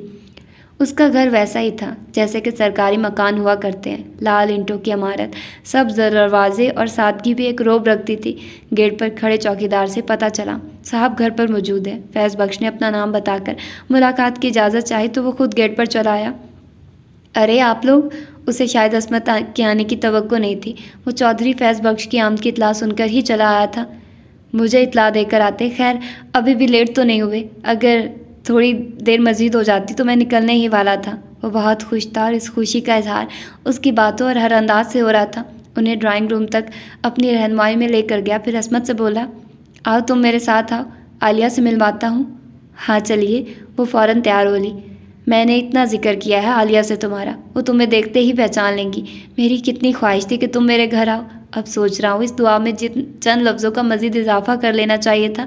وہ کتنی بے تکلفی سے یہ سب کہتا اس کے برابر میں چل رہا تھا۔ اب اس کی بات کا مفہوم سمجھ کر وہ چلتے چلتے رک گئی۔ اوہ، وہ ہنس پڑا، میں خیالوں ہی خیالوں میں تم سے بہت باتیں کرتا ہوں، بس اسی رو میں سب کہہ گیا۔ چلو آ جاؤ، اب ایسی کوئی بات نہیں کروں گا، پکا وعدہ ہے میرا۔ وہ پھر ساتھ چلنے لگی۔ عالیہ 19-20 سال کی بہت پیاری سی لڑکی تھی۔ اسے ویل چیئر پر دیکھ کر عصمت کو واقعی بہت افسوس ہوا۔ ارے آپ، وہ عصمت کو دیکھ کر خوشگوار حیرت سے بولی تھی۔ دیکھا، میں نے کہا تھا نا، یہ تمہیں دیکھتے ہی پہچان لے گی۔ آئیے بیٹھیے نا، میں آپ سے ملنے کو بہت بے چین تھی، مگر میرے لیے کہیں آنا جانا خاصا مشکل کام ہوا کرتا ہے۔ مگر کیوں، ہماری ملاقات تو بہت سرسری سی رہی ہے۔ مجھے عملی تجربہ تو نہیں، مگر پڑھا ضرور ہے۔ محبت پہلی نظر میں اپنی تمام تر شدتوں کے ساتھ ذہن و دل پر قبضہ جما لیتی ہے، اور میرے بھائی نے اس بات کو سچ دکھایا۔ یقین کریں، وہ دل پھینک نہیں ہے، ایک ذمہ دار آفیسر اور اس سے بڑھ کر بہت مہربان اور اچھے انسان ہیں۔ وہ آپ کے ساتھ مخلص ہیں۔ میری آپ سے ریکویسٹ ہے، ان کی محبت کی قدر کریں، اور یہ بھی ذہن میں رکھیں، یہ دولت تو کسی خوش نصیب کے حصے میں آتی ہے۔ میں بھلا کیا کر سکتی ہوں، ایک روایت پرست گھرانے کی ایسی لڑکی ہوں جسے اپنی روایات پر فخر بھی ہے۔ آپ صرف اعتبار کریں، باقی کام میں خود سنبھال لوں گی۔ وہ چائے کے لیے کہہ کر بہت جلدی واپس آ گیا تھا۔ عالیہ کے پاس آ کر اس کے سر پر ہلکی سی چپت لگائی اور بولا، نکمی لڑکی، تم نے میری وکالت تو اچھی طرح کی ہے نا؟ پھر عصمت سے بولا، ہاں جی، آپ بتائیے۔ میں کیا بتاؤں، وہ سمٹ سی گئی۔ تو کیا آپ کی ابا سے جا کر پوچھوں؟ وہ ہنس پڑا تھا، پھر بولا، چائے آ رہی ہے اور میں نے ملازم سے کہہ دیا ہے جو چائے ڈرائنگ روم میں رکھی جائے اس کے ساتھ شوگر پاٹ نہ رکھے، تاکہ میں یہ لینے کے بہانے دوبارہ ادھر کا چکر لگا سکوں۔ عصمت کو بے اختیار ہنسی آ گئی۔ عالیہ، تم اتنے چالاک بھائی کی تعریف کر رہی تھی۔ چالاک نہیں، اس کے لیے ذہین، عقل مند، ذی شعور وغیرہ وغیرہ بھی کہا جا سکتا ہے۔ شیر کو بہن کی پشت پر کھڑا تھا اور عصمت اس کی پرشوق نگاہوں کے اثار میں سامنے بیٹھی تھی۔ میرے ابا منتظر ہوں گے؟ نہیں، آپ کے ابا سے میں یہ کہہ کر آیا ہوں کہ ابھی چائے کے ساتھ حاضر ہوں گا، چائے اپنی نگرانی میں تیار کروانے کے بعد، اس لیے وہ میری غیر حاضری کو محسوس نہیں کریں گے۔ اگر میں پھر کہوں آپ چالاک ہیں تو مانیں گے نہیں؟ جی ہاں، اس لیے آپ میرے لیے یہ لفظ استعمال نہ ہی کریں۔ شیر کو اسے ہونے والی یہ ملاقات اتنی بھرپور تھی کہ اس کے ہاں سے واپسی کے بعد بھی وہ جیسے ذہنی طور پر وہیں تھی۔ کتنا زندہ دل تھا وہ، اسے سننا اسے دیکھنا دونوں ہی خوشگوار تجربے تھے۔ وہ کتنا سچا اور دلیر لگتا ہے، اور خوش نصیبی کے میری ننیال سے ہے۔ میرے ابا اسے غیر برادری کا کہہ کر انکار نہیں کر سکتے۔ ان دنوں وہ بہت خوش رہنے لگی تھی، سبھی محسوس کر سکتے تھے۔ پھپھی نے یہ سوال کیا، رکھی نے پوچھا، یہاں تک کہ امیر علی بھی پوچھ بیٹھے، اگر میں خوش رہنے لگی ہوں تو کیا یہ بری بات ہے؟ وہ خواہ ہی ناراضی کا اظہار کر گئی۔ تمہیں خوش دیکھ کر تو ہمارا ڈھیروں خون بڑھ جاتا ہے شہزادی، تو بس ڈھیروں خون بڑھائیے کہ میں خوش ہوں۔ اسے یہ دخل اندازی کچھ اچھی نہیں لگی تھی۔ میں تو اس خوشی کی وجہ جاننا چاہتا ہوں۔ ابھی تو مجھے خود بھی وجہ معلوم نہیں۔ وہ ہنسی اور پھر ملک امیر علی کی آنکھوں میں کچھ غیر معمولی پن محسوس کر کے خاموش ہو گئی، رکی نہیں، اپنے کمرے میں چلی آئی۔ شیر کو سے اگلی ملاقات امیر علی کے گھر پر ہوئی۔ امیر علی کی والدہ کافی عرصہ بیمار رہنے کے بعد وفات پا گئی تھی۔ رات 10 بجے اطلاع آئی۔ کبرا پھوپھی اور چودھری صاحب اس وقت روانہ ہو گئے تھے جبکہ وہ سوئم پر گئی تھی۔ اس سے پہلے وہ 3-4 سال ہوئے ان کے گھر آئی تھی، تب ان کی بیوی اور والدہ سے ملاقات ہوئی تھی، جبکہ اکلوتی بیٹی رضوانہ ان دنوں اپنی ننیال گئی ہوئی تھی۔ آج ان کا گھر پہلے سے خاصا کشادہ اور جدید دکھائی دے رہا تھا۔ اس گھر میں مرگ ہوئی تھی، مگر ایسے کوئی آثار دکھائی نہیں دیتے تھے۔ شاید بوڑھی ماں امیر علی کے لیے کوئی اہمیت نہیں رکھتی تھی۔ امیر علی کی دونوں شادی شدہ بہنیں یہاں موجود اور حکم چلانے میں پیش تھی، جبکہ ان کی سادہ سی بیگم ایک کونے میں خاموش تماشائی کی طرح بیٹھی تھی۔ سانولا رنگ، سر کے کھچڑی بال، ہاں نقش بے حد جاندار تھے۔ اگر وہ خود پر توجہ دیتی تو بہت اچھی لگ سکتی تھی۔ ملک امیر علی کی بیٹی رضوانہ ان کی آمد کی اطلاع سن کر آئی، اور اس کا انداز عصمت کو بڑا عجیب سا لگا۔ مقابل کو سر سے پیر تک بغور دیکھنا اور چہرے پر ایسا تاثر رکھنا جیسے مقابل نے اسے قطعی متاثر نہیں کیا۔ شاید اس کی عادت رہی ہوگی۔ وہ کنواری تھی، مگر سونے کے اچھے خاصے زیورات پہن رکھے تھے، جبکہ یہ اس علاقے کے رواج کے خلاف بات تھی۔ اس کے کپڑے شوخ رنگ کے اور ان پر شیشے کا بے تحاشا کام تھا، بالوں میں لمبا پراندہ تھا اور وہ خاصی مغرور سی لگتی تھی۔ آپ عصمت ہیں؟ اپنے ابا سے کافی ذکر سنتی رہتی ہوں آپ کا۔ ابا نے کہا تھا آپ لوگوں کا خاص خیال رکھوں۔ ابھی بات ہو رہی تھی کہ ملک چلے آئے اور بیٹی سے بولے، رزو تم نے عصمت کو اپنا گھر دکھایا ہے؟ دکھا دوں گی، ابھی تو یہ آئی ہے۔ اس کے انداز میں اکتاہٹ سی تھی۔ تم ایسا کرو، عصمت کے لیے اور بہن کبرا کے لیے چائے بنا کر الگ کسی کمرے میں رکھو، یہاں بھیڑ بھاڑ میں مت لے آنا، میں تمہیں گھر دکھاتا ہوں۔ اب وہ اسے مخاطب تھے، اسے اٹھنا پڑا جبکہ وہ تو صرف افسوس کے لیے آئی تھی۔ امیر علی نے اپنے ساتھ اسے لیا اور گھر کا ایک ایک کمرہ دکھایا۔ واقعی بہت اچھا ہے، تمہیں پسند آیا؟ مجھے تسلی ہو گئی۔ اور جو نہ آتا پھر چاچا؟ تو پھر میرا دل ٹوٹ جاتا۔ میں تو وہی کچھ بنانا چاہتا ہوں جو تمہیں پسند آئے، تمہاری مرضی کی عین مطابق ہو شہزادی۔ ان کا اندازہ پھر اسے چونک آ گیا، سخت گھبراہٹ ہونے لگی۔ اس وقت امیر علی کے ساتھ ان کے بیڈ روم میں تنہا تھی۔ وہ انتہائی قریب کھڑے اسے بغور دیکھ رہے تھے۔ اچانک وہ پلٹی اور یہ کہتی ہوئی باہر کو چل دی، پھوپھی میرا انتظار کر رہی ہوں گی۔ ابھی رکو شہزادی، تمہیں کیا پتا کہ ہم نے… چاچا دیر ہو گئی ہے، رضوانہ چائے بنا کر انتظار کر رہی ہوگی۔ وہ رکی نہیں۔ ہال کمرے تک جانے والے راستے پر اسے حیدر مل گیا اور بولا، کہاں تھی تم آپا؟ میں تمہیں ہی تلاش کر رہا تھا۔ کیوں، خیریت تو ہے نا؟ ہاں، وہ پولیس آفیسر جن کے گھر ہم گئے تھے وہ بھی آئے ہوئے ہیں، کہہ رہے ہیں ان کی بہن نے آپ کے لیے کوئی پیغام دیا ہے، لان میں کھڑے ہیں، جا کر ان کی بات سن لیں۔ اچھا ٹھیک ہے، تم میرے ساتھ آؤ۔ کچھ سوچ کر اس نے اکیلے جانا مناسب نہیں سمجھا۔ حیدر لان میں جا کر بہار دیتے پھولوں کی جانب متوجہ ہو گیا۔ وہ شیر کوہ کے پاس چلی آئی۔ یہ بتاؤ کیسی ہو؟ یاد کیا تھا یا بھول گئی؟ اپنے دل سے پوچھ لے۔ دل سے کیا پوچھیں، دل ہمارا بڑا خوش فہم ہے۔ نہیں، وہ خوش فہم نہیں ہے، سچ کہتا ہے۔ اچھا، واقعی؟ شہر کو نے اس کی آنکھوں میں جھانکنے کی کوشش کی۔ آپ کی آمد بہت اچھی لگی، اس وقت آپ کی بہت ضرورت تھی۔ وجہ؟ وہ جامن کے پیڑ سے ٹیک لگائے اس کے سامنے کھڑا تھا۔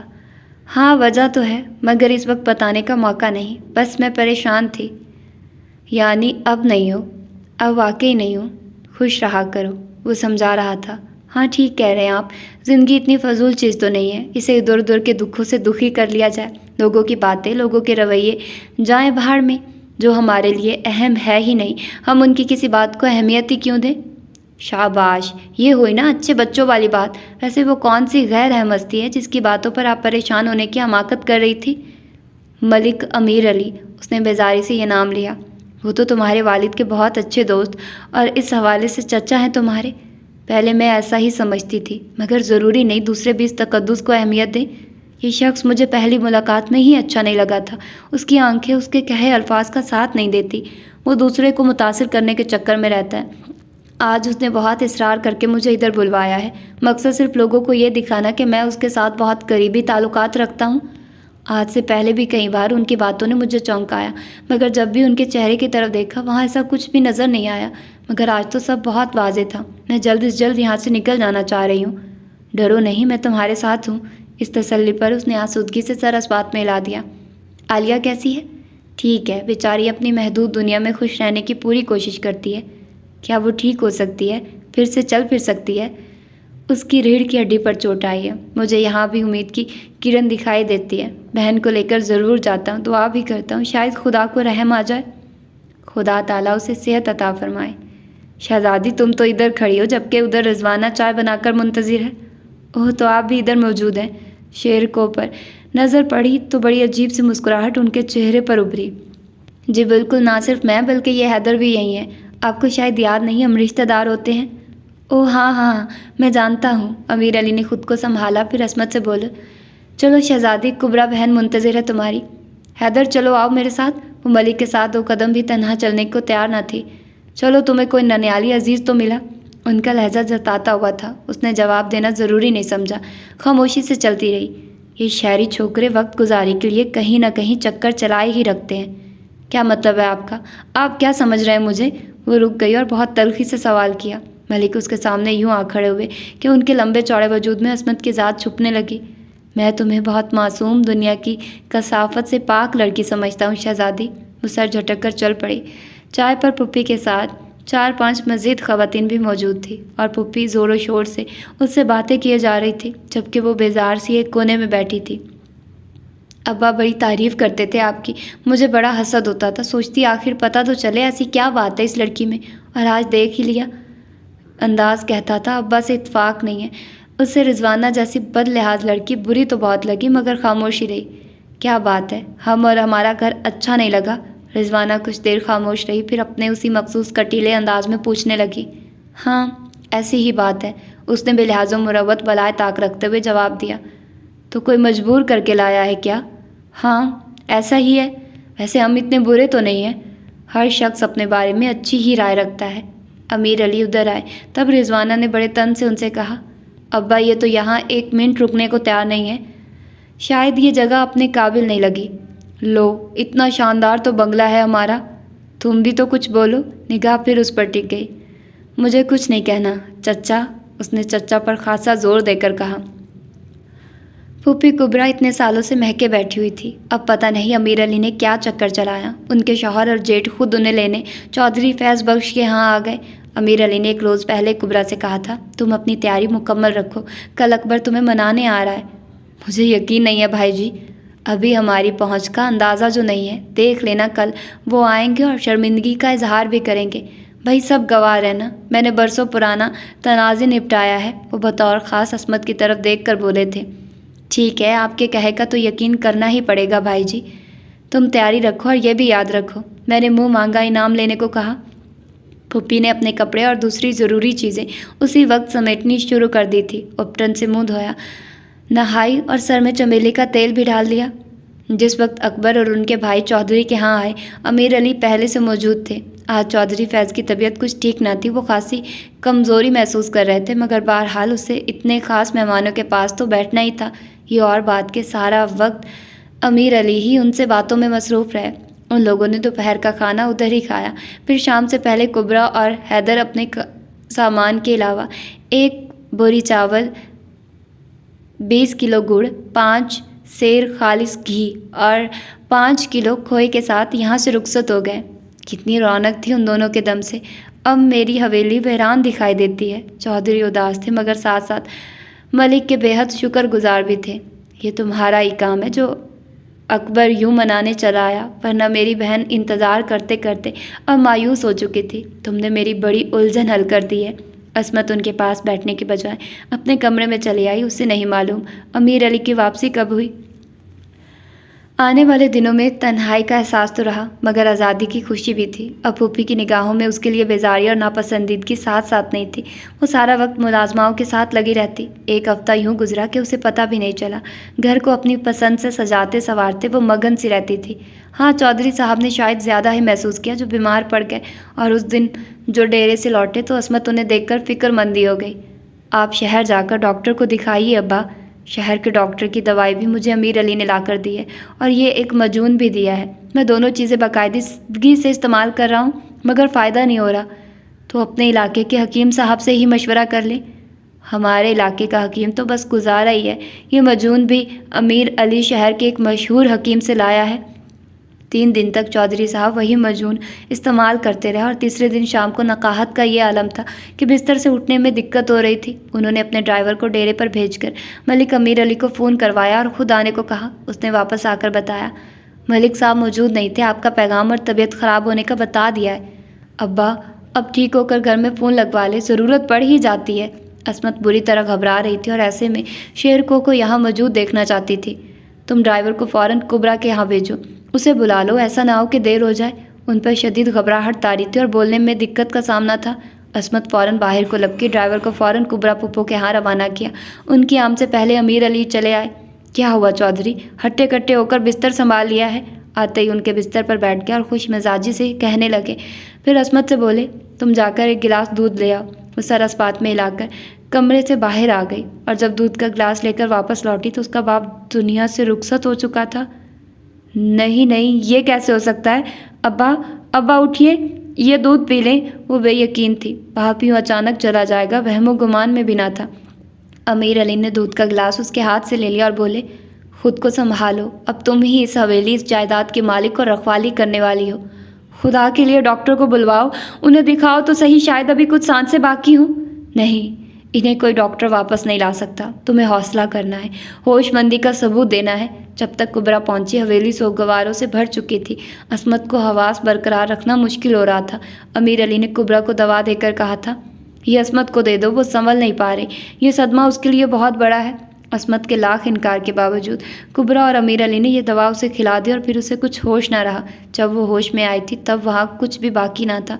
वो बाप को रुखसत होते भी ना देख सकी थी और इस बात का शदीद कलक था।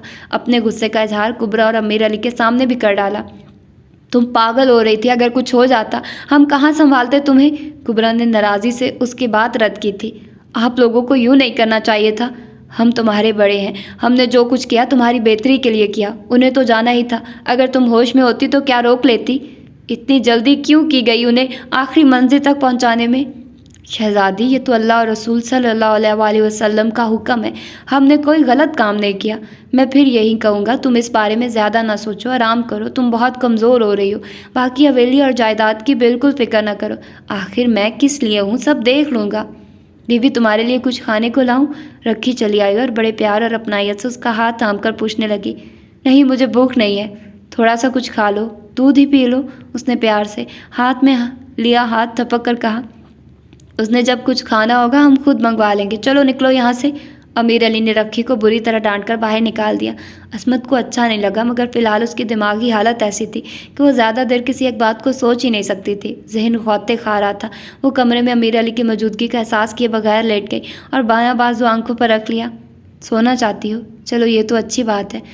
दोनों बाहर निकल गए और वो बेआवाज़ रोने लगी। अमीर अली ने अपने गांव पैगाम भेजकर अपने कुछ खास मुलाजिम यहाँ बुला लिए थे। कुबरा ने वजह पूछी और कहा था, मुलाजमों की यहाँ हवेली में कमी तो नहीं है।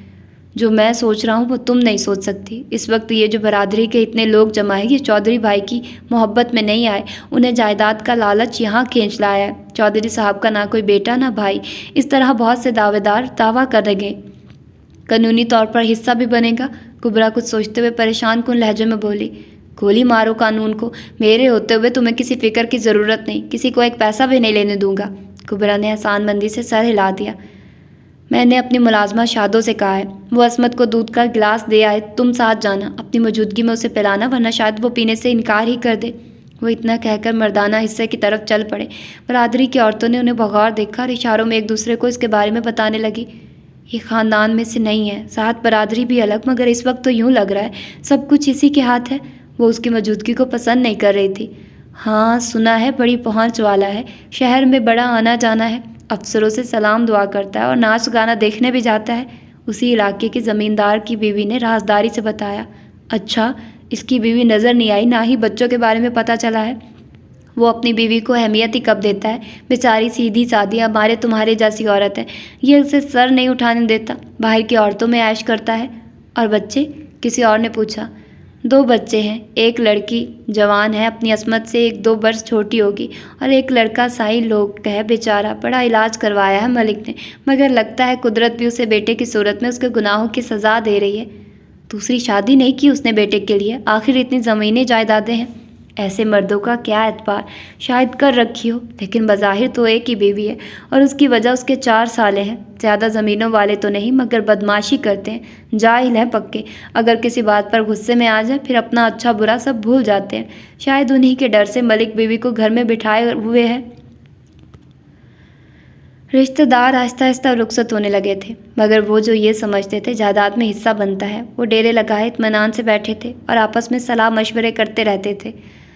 10वें रोज़ कुबरा ने अस्मत से इस सिलसिले में बात की थी और कहा था, मैं भाई अमीर अली से कहूँगी इस मामले को जल्दी निपटा दें। भला ये लोग होते कौन है हिस्सा तलब करने वाले? फुप्पी, उनका हक कानून भी तस्लीम करता है। मेरा ख्याल है जो कुछ कानूनी और शरई तौर पर हमारा हक बनता है वो हमारे लिए काफ़ी है।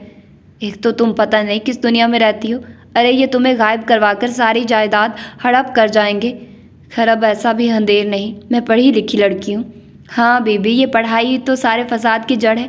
कितना कहा भाई से, बस करो, अब बीबी रानी को बिहाने की सोचो, मगर हमारी किसने सुनी थी। भुग तो अब। अस्मत के लिए फूफी का ये रवैया, ये अंदाज किसी सदमे से कम नहीं था। वो तो समझी थी फूफी ढार्स बंधाएंगी, हौसला देंगी, मगर उनके हर अंदाज में उसके लिए पहले से भी ज़्यादा बेजारी थी। तुम्हारे फूफा कह रहे हैं मैं जल्दी अपने हिस्से को अलग कर लूं, कानूनी तौर पर सारे काम करके इस मामले से अलग हो जाऊं। आपकी मर्ज़ी है। उसके अंदर तन्हाई कुआं खोदने लगी थी। तुम अमीर भाई को अपने साथ साथ रखो। نہیں، میں اس کی ضرورت نہیں سمجھتی۔ اس بار وہ بھی اٹل لہجے میں بولی تھی۔ تمہارے سمجھنے نہ سمجھنے سے کیا ہوتا ہے؟ ہوگا وہی جو ہم چاہیں گے۔ وہ سر جھٹک کر کمرے سے چلی گئی۔ مجھے ہر صورت شیرکو سے ملنا چاہیے اور اس سلسلے میں مشورے کے ساتھ ساتھ قانونی مدد بھی مانگنی چاہیے۔ یہ فیصلہ کرتے ہی اس نے رکھی کو بلوا کر کہا، ڈرائیور سے کہو گاڑی نکالے، مجھے ایک ضروری کام سے ابھی روانہ ہونا ہے۔ رکھی کے جانے کے بعد اس نے اٹھ کر لباس تبدیل کیا اور الماری سے چادر نکالنے لگی تھی کہ ایک بار پھر امیر علی بغیر دستک دیے اس کے کمرے میں چلے آئے۔ میں نے سنا ہے شہزادی کہیں جانے کی تیاری میں ہو۔ وہ اس کے بہت قریب پشت پر آ کھڑے ہوئے۔ میں عصمت ہوں، مجھے شہزادی مت کہا کرے۔ وہ مسکرائے اور اس کی بات نظر انداز کرتے ہوئے بولے، کہاں کی تیاری ہے؟ دل گھبرا رہا ہے، باہر نکلنا چاہتی ہوں۔ وہ شیرکو کے ہاں جانے کا انہیں بتا نہیں سکتی تھی۔ چلو میں تمہیں گھمانے لے چلتا ہوں، شہر یہاں سے 1.5 گھنٹے کی مسافت پر تو ہے۔ چل شہر چلتے ہیں، تمہیں ڈھیروں شاپنگ کراؤں گا، ساری بوریت دور ہو جائے گی۔ میں تنہائی چاہتی ہوں، آپ فی الحال ادھر رہیں، گھر کا خیال رکھیں، اس نے مصلحت سے کام لیتے ہوئے کہا تھا۔ مگر تم اکیلے تو جا ہی نہیں سکتی، اس کی اجازت میں تمہیں نہیں دے سکتا۔ مگر میں نے آپ سے اجازت لی ہی کب ہے؟ میں اپنے گھر میں ہوں، خود مختار ہوں۔ نہیں، یہ صرف تمہارا خیال ہے، میرا مطلب ہے تم دشمنوں میں گھری ہوئی ہو۔ یہ نام نہاد رشتہ دار موقع کی تلاش میں ہیں، تمہیں اغوا بھی کر سکتے ہیں اور قتل بھی۔ تم میرے دل کے بہت قریب ہو، تمہیں کوئی نقصان پہنچے یہ میں برداشت ہی نہیں کر سکتا۔ مگر میں بس، انہوں نے ہاتھ اٹھا کر اسے کچھ کہنے سے روک دیا۔ میں نے کہہ دیا تم باہر نہیں نکل سکتی کیونکہ مجھے تمہاری سلامتی عزیز ہے۔ اگر میرے ساتھ جانا ہے تو چلو، وہ سختی سے بولے تھے۔ کچھ دیر اس کے جواب کا انتظار کیا، پھر اسے خاموش دیکھ کر باہر نکل گئے۔ اوہ میرے خدا، یہ کیسا عذاب ہے میرے لیے۔ وہ سر ہاتھوں میں تھام کر بیٹھ گئی۔ رشتہ دار یہ سوچ کر آئے تھے اپنا حصہ وصول کر کے ہی جائیں گے، مگر امیر علی جس طرح یہاں چھایا ہوا تھا وہ سب خاموش رہنے پر مجبور تھے کہ ان میں سے کوئی بھی اسے ٹکرانے کی طاقت نہیں رکھتا تھا۔ اس نے کچھ دن بڑی خاموشی سے ان کا جائزہ لیا اور پھر بوریا بسترا گول کرنے کو کہہ دیا۔ ہم فیض مرحوم کے رشتہ دار ہیں، چند ایک نے احتجاج کیا۔ اچھا، ان کی زندگی میں تو میں نے تم لوگوں کو کبھی نہیں دیکھا۔ انداز میں بھرپور طنز تھا۔ کچھ بھی ہو، ہم اپنا حصہ لے کر ہی جائیں گے، دبے دبے انداز میں کہا گیا تھا۔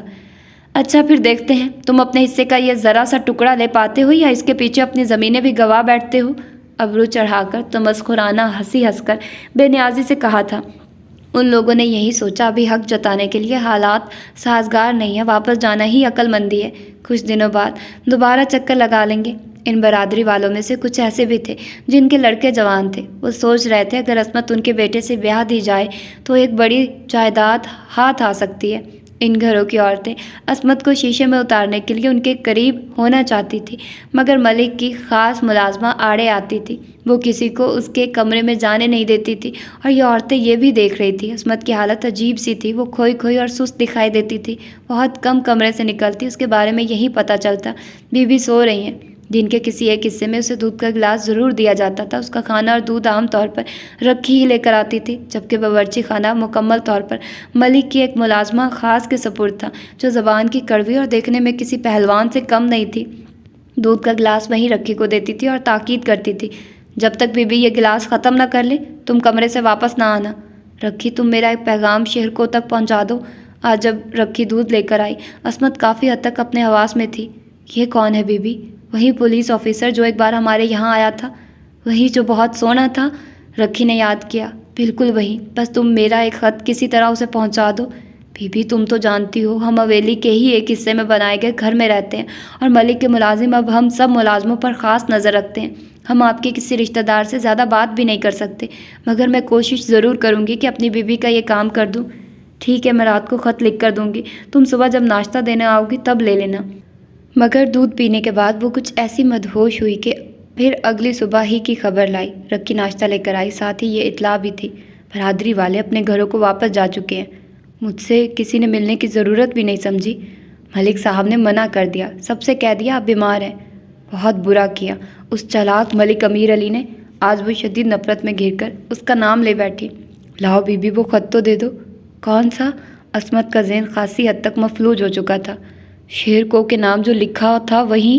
رکھی نے سرگوشی کی۔ اوہ میں تو بھول ہی گئی، بس نیند ہی ایسی آئی، کچھ ہوش ہی نہ رہا، آج لکھ دوں گی۔ بی بی نے ابھی تک ناشتہ نہیں کیا؟ ملک کی ایک ملازمہ اس کے کمرے کے باہر نگرانی کے لیے بیٹھنے لگی تھی۔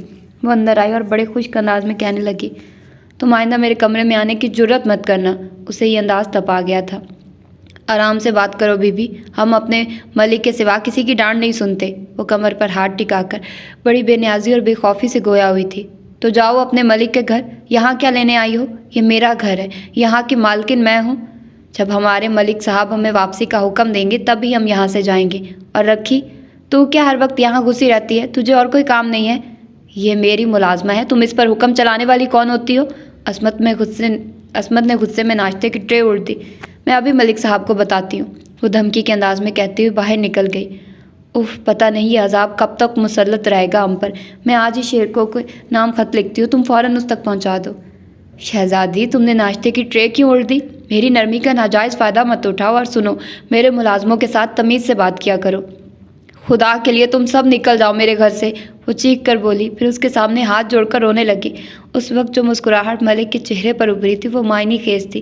سر سے پاؤں تلک بغور اس مجبور لڑکی کو دیکھا، پھر خاموشی سے باہر نکل گئے۔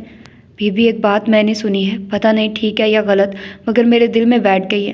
جو کہنا ہے جلدی سے کہہ ڈالو، کہیں وہ چڑیل پھر نہ آ جائے۔ جب ہمارے چودھری صاحب فوت ہوئے، گاؤں کے لوگ اطلاع ملتے ہی دوڑے چلے آئے تھے، پھر برادری کے لوگ بھی اکٹھے ہو گئے۔ سب یہی کہتے تھے جنازہ مغرب کے ساتھ اٹھایا جائے، مگر ملک نے بہت جلدی ڈال دی اور قبرستان لے گئے۔ لوگ کہتے ہیں چودھری صاحب کا جسم نیلا پڑنے لگا تھا، یوں لگتا تھا انہیں زہر دیا گیا ہے۔ لوگ چپکے چپکے ایسی باتیں کر رہے تھے۔ رکھی، یہ تم کیا کہہ رہی ہو؟ میرے ابا کو زہر دے کر مارا گیا ہے؟ عصمت کے ماتھے پر پسینے کے قطرے چمکنے لگے۔ میں کتنی بے بس ہوں، کس قدر اکیلی ہوں رکھی۔ تم نے یہ بات مجھے بتا کر مجھ پر بڑا احسان کیا ہے۔ تم میرے لیے دعا بھی کرو۔ زندگی مہربان نہیں رہی، مگر پھر بھی مجھے زندگی سے پیار ہے، میں جینا چاہتی ہوں۔ اس نے اس وقت مختصر سا خط شیرکو کے نام لکھ کر رکھی کو دے دیا، مگر آزمائش ابھی باقی تھی۔ وہ خط پکڑا گیا۔ رکھی کو اندازہ نہیں تھا اس کی نگرانی ہوتی ہے۔ جب وہ چوری چھپے حویلی سے نکلی تھی تب ہی اسے پکڑ کر ملک کے حضور پیش کر دیا گیا تھا۔ کہاں جا رہی تھی تم؟ اپنے مامے کے گھر۔ یہ اس نے جھوٹ نہیں کہا تھا، یہ خط اسے ماموں کے ذریعے ہی شیرکو تک پہنچانا تھا۔ لاؤ، میں خود پہنچا دوں گا۔ ملک نے خط اس سے لے لیا۔ وہ سمجھ گئی اب یہ خط کبھی بھی شیرکو کو نہیں ملے گا۔ اب تم بیوی کے پاس نہیں جاؤ گی، اپنے گھر سے نکلی تو ٹانگیں توڑ دوں گا۔ امیر علی نے خط پڑھا، صرف 2 لائنوں کا خط تھا، باپ کی وفات کی خبر اور ملنے کی التجا۔ اگر یہ خط رکھی اپنے ماموں کو پہنچا بھی دیتی تب بھی تمہارے عاشق کو نہیں مل سکتا تھا، وہ تو اپنی بہن کے ساتھ کراچی گیا ہوا ہے۔ بد نصیب شہزادی۔ یہ سب سوچتے ہوئے ملک نے خط کے پرزے کر ڈالے۔ جو ملازمہ دودھ کا گلاس لے کر آئی تھی اس کا چہرہ عصمت کے لیے مکمل طور پر اجنبی تھا۔ کون ہو تم اور رکھی کہاں ہے؟ میرے کو کیا معلوم، میں تو نوکر ہوں، حکم کی غلام۔ جلدی پی لو، میں دودھ لے کر جاؤں؟ یہ دودھ پینا کیا بہت ضروری ہے؟ جب میں منگوایا کروں تب لایا کرو۔ نہیں، ملک صاحب کا حکم ہے، تمہیں دودھ ضرور دیا جائے۔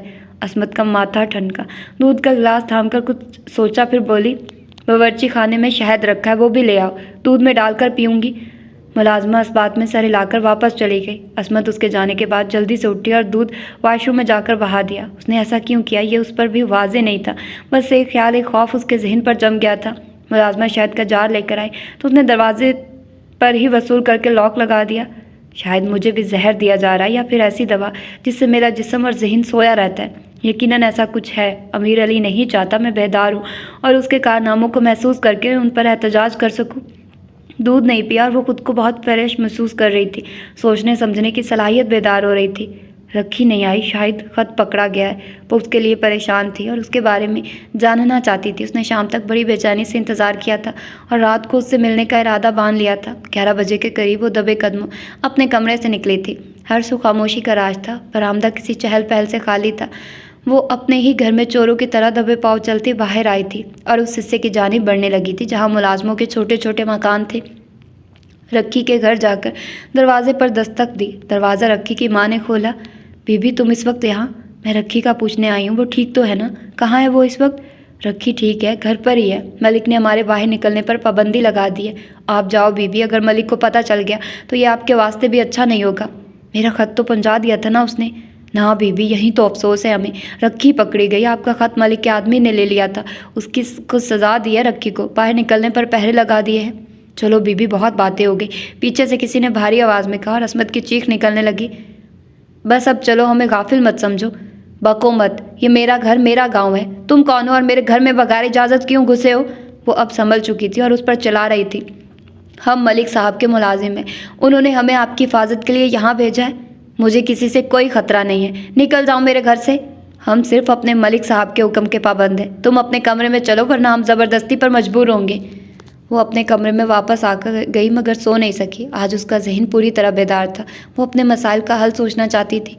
مجھے پورا یقین ہو چکا ہے یہ ملک ہی میرے ابا کا قاتل ہے اور مجھے بھی راستے سے ہٹانا چاہتا ہے. اب میں یہ دودھ ہرگز نہیں پیوں گی. میں زندہ رہنا ہے. مجھے اپنے باپ کے قتل کا بدلہ لینا ہے.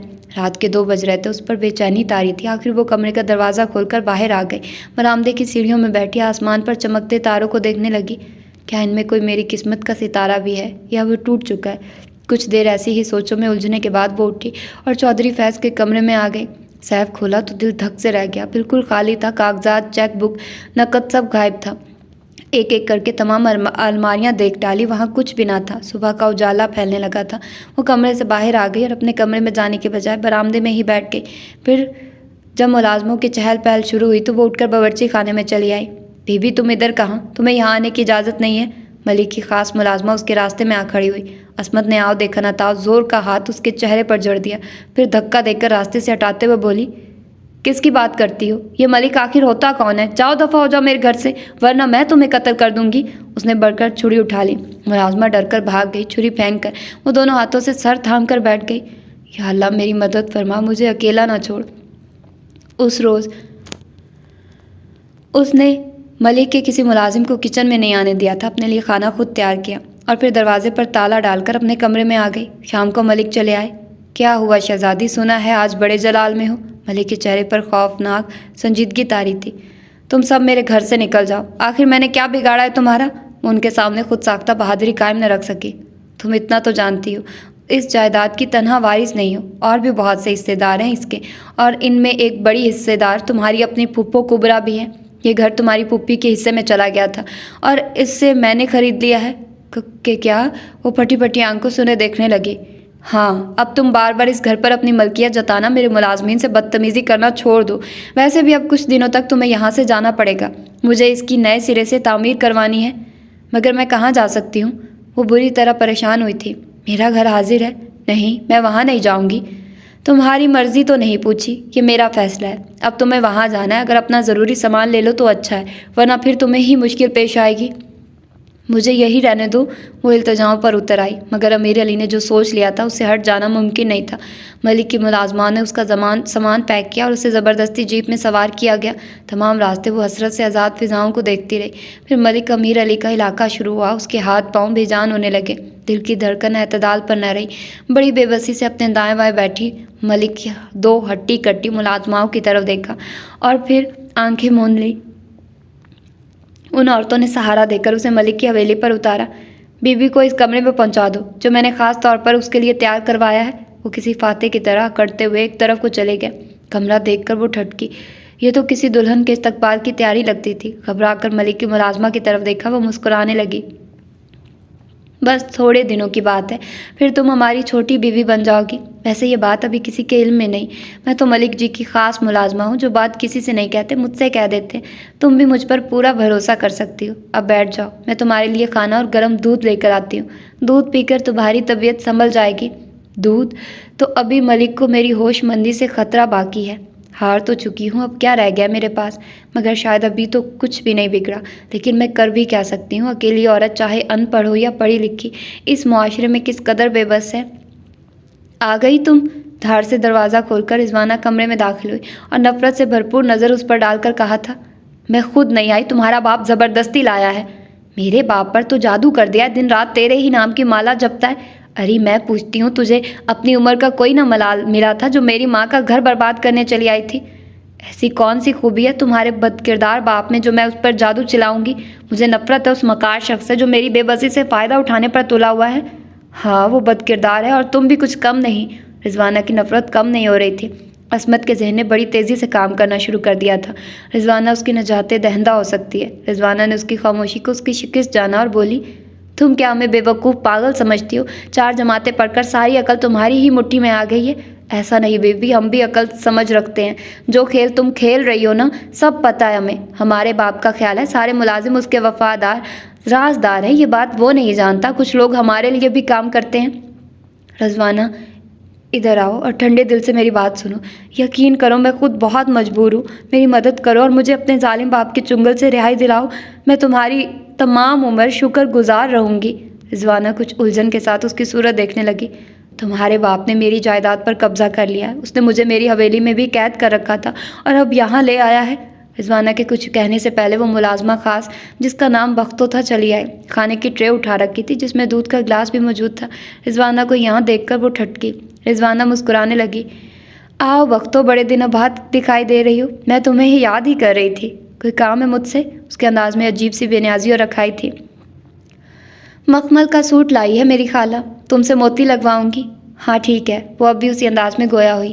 اچھا ہوا عصمت تم یہاں آ گئی. میں تم سے ملنا ہی چاہ رہی تھی. تمہارے ابا کا افسوس کرنا تھا مگر ابا مصروف ہی بہت رہتے ہیں. مجھے تمہارے پاس لا ہی نہیں سکے.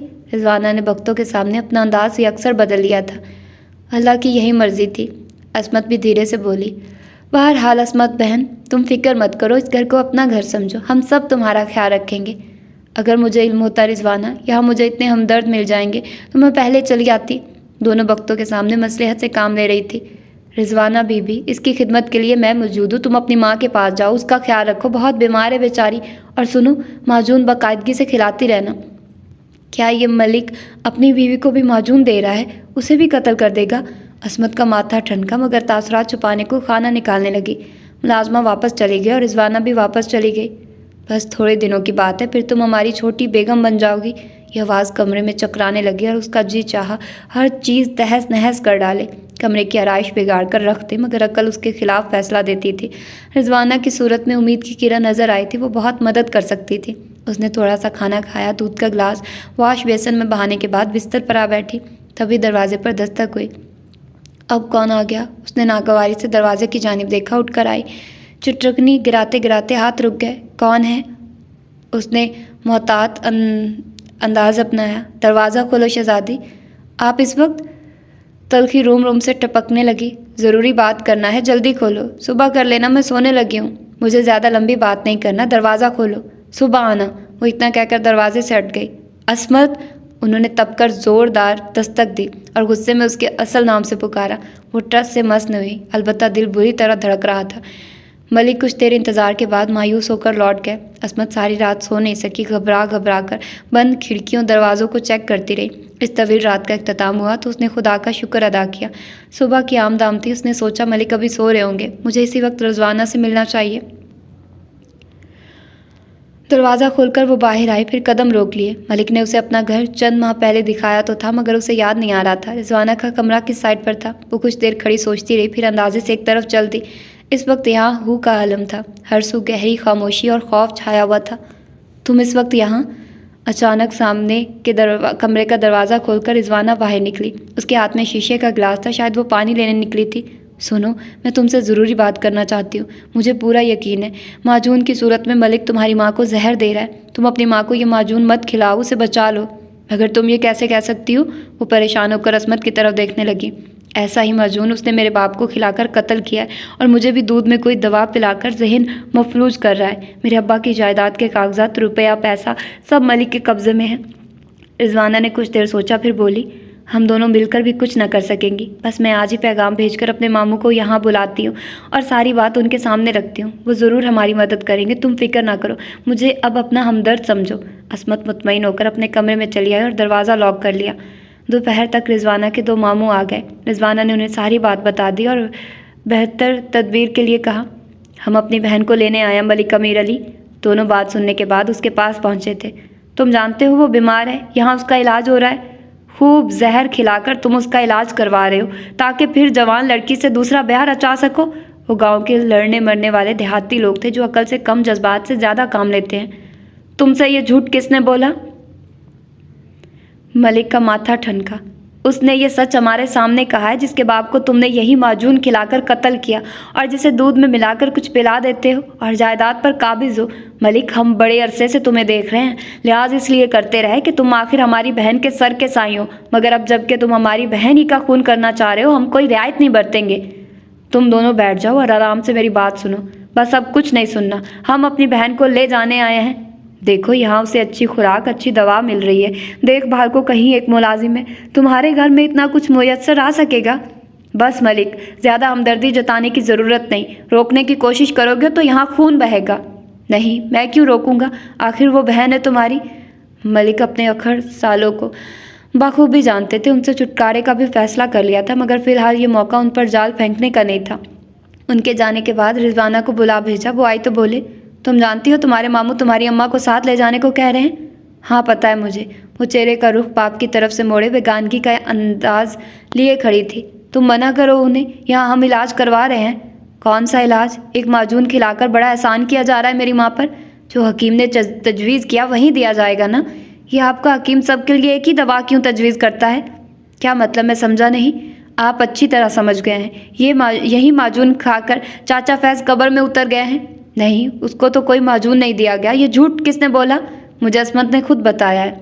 ठीक है, अब तुम जाओ। उनका मकसद पूरा हो गया था। वो जान गए थे असमत ने अपने बाप के कत्ल वाली बात सबसे कह दी है, लेकिन फिक्रमंद नहीं थे। रात से पहले पहले मलिक की बीवी अपने भाइयों के साथ चली गई। रिजवाना मुतमईन थी, उसकी माँ महफूज हाथों में थी। असमत को मुलाजमा खाना देने आई थी। पूछने पर उसने बताया था मलिक घर पर ही हैं। तब से उसका धड़का सा लगा था। आज मलिक सारा दिन उसके कमरे की तरफ नहीं आया और ना ही उसके लिए दूध का गिलास आया था। रात उसने खानों में आंखों में काट दी। सुबह मुलाजमा ने दस्तक दी और साथ ही कहा, बीबी दरवाज़ा खोलो और नाश्ता ले लो। इतनी जल्दी नाश्ता? कुछ हैरत के साथ उसने टाइम देखा और दरवाज़ा खोल दिया। मुलाजमा के साथ अमीर अली को खड़े पाकर उल्टे कदमों पीछे हटी। मुलाजमा यहीं से वापस हो गई। मलिक अंदर चले आए। तुम्हें एक खुशखबरी सुनाने आया हूँ। असमत बेगम, उनके चेहरे पर सफाक मुस्कुराहट थी। वो खामोश खड़ी रही। आज निकाह कर रहा हूँ तुमसे। नहीं, ये नामुमकिन है। बेबसी के शदीद एहसास में दबी वो कराही थी। बस थोड़ी देर तक मौलवी आने वाला है, तब तक मैं यहाँ तुम्हारे कमरे में ही बैठूंगा। मुझे छोड़ दो, मेरी जान बख्श दो। वो रोने लगी। मैं बदज़ौक़ नहीं हूँ, औरत का हुस्न बाखूबी जानता हूँ। तुम इस मेयार पर पूरी उतरती हो। तुम्हें अपनी बीवी बनाना है, ये फ़ैसला मैंने बहुत पहले कर लिया था। खुदा के लिए वो कांप रही थी। बस थोड़ी देर की बात है, निकाह हो जाने दो, फिर सब ठीक हो जाएगा। तुम्हारा ये खौफ आर्जी है।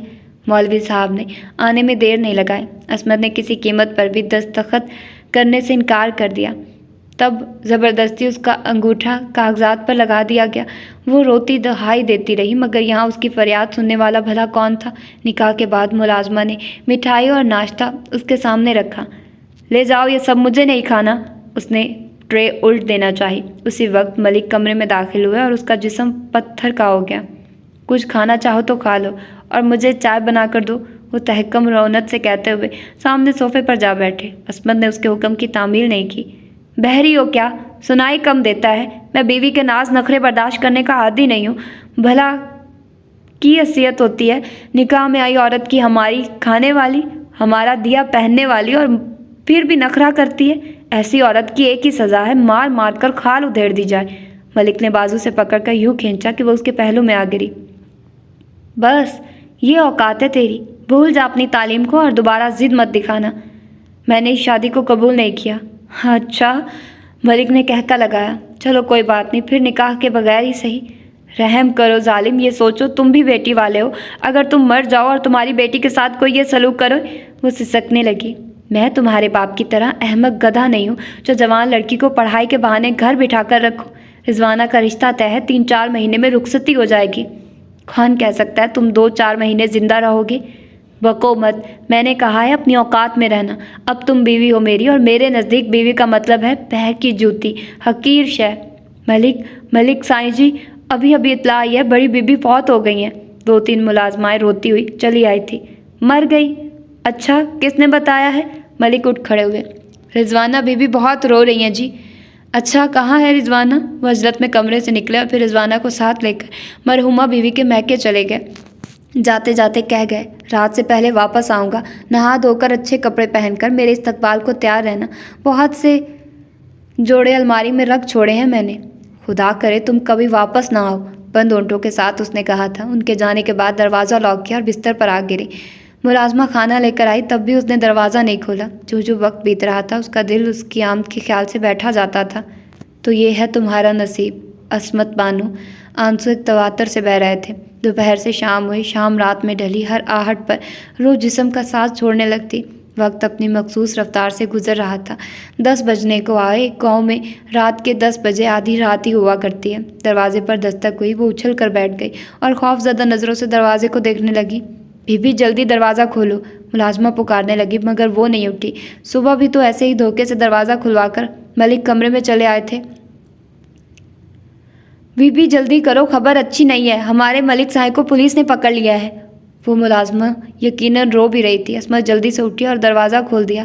کیا تم سچ کہہ رہی ہو؟ خوشی سے اس کی آواز کانپ رہی تھی۔ چھوٹی بی بی سائیں کو پولیس نے پکڑ لیا ہے۔ وہ چاروں اکٹھی گویا ہوئی تھی۔ اچھا، کس جرم میں؟ وہ دل کی خوشی چھپائے سنجیدگی سے پوچھنے لگی۔ کہتے ہیں بڑی بیگم کو ہمارے ملک نے زہر دے کر مروایا ہے۔ اس کے بھائی غلام قادر نے شہر سے ڈاکٹر بلوایا تھا، پتہ نہیں پولیس کو کیسے اپنے ساتھ ملا لیا۔ آپ تو پڑھی لکھی ہو، عورت ہو، مگر پڑھائی کی وجہ سے سب کچھ کر سکتی ہو۔ بھلا میں کیا کروں؟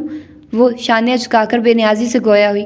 منشی کہہ رہا ہے پیسے دو، تھانے جا کر کوشش کرتا ہوں۔ ایک دھیلا بھی نہیں ہے میرے پاس۔ وہ بے حد مطمئن تھی۔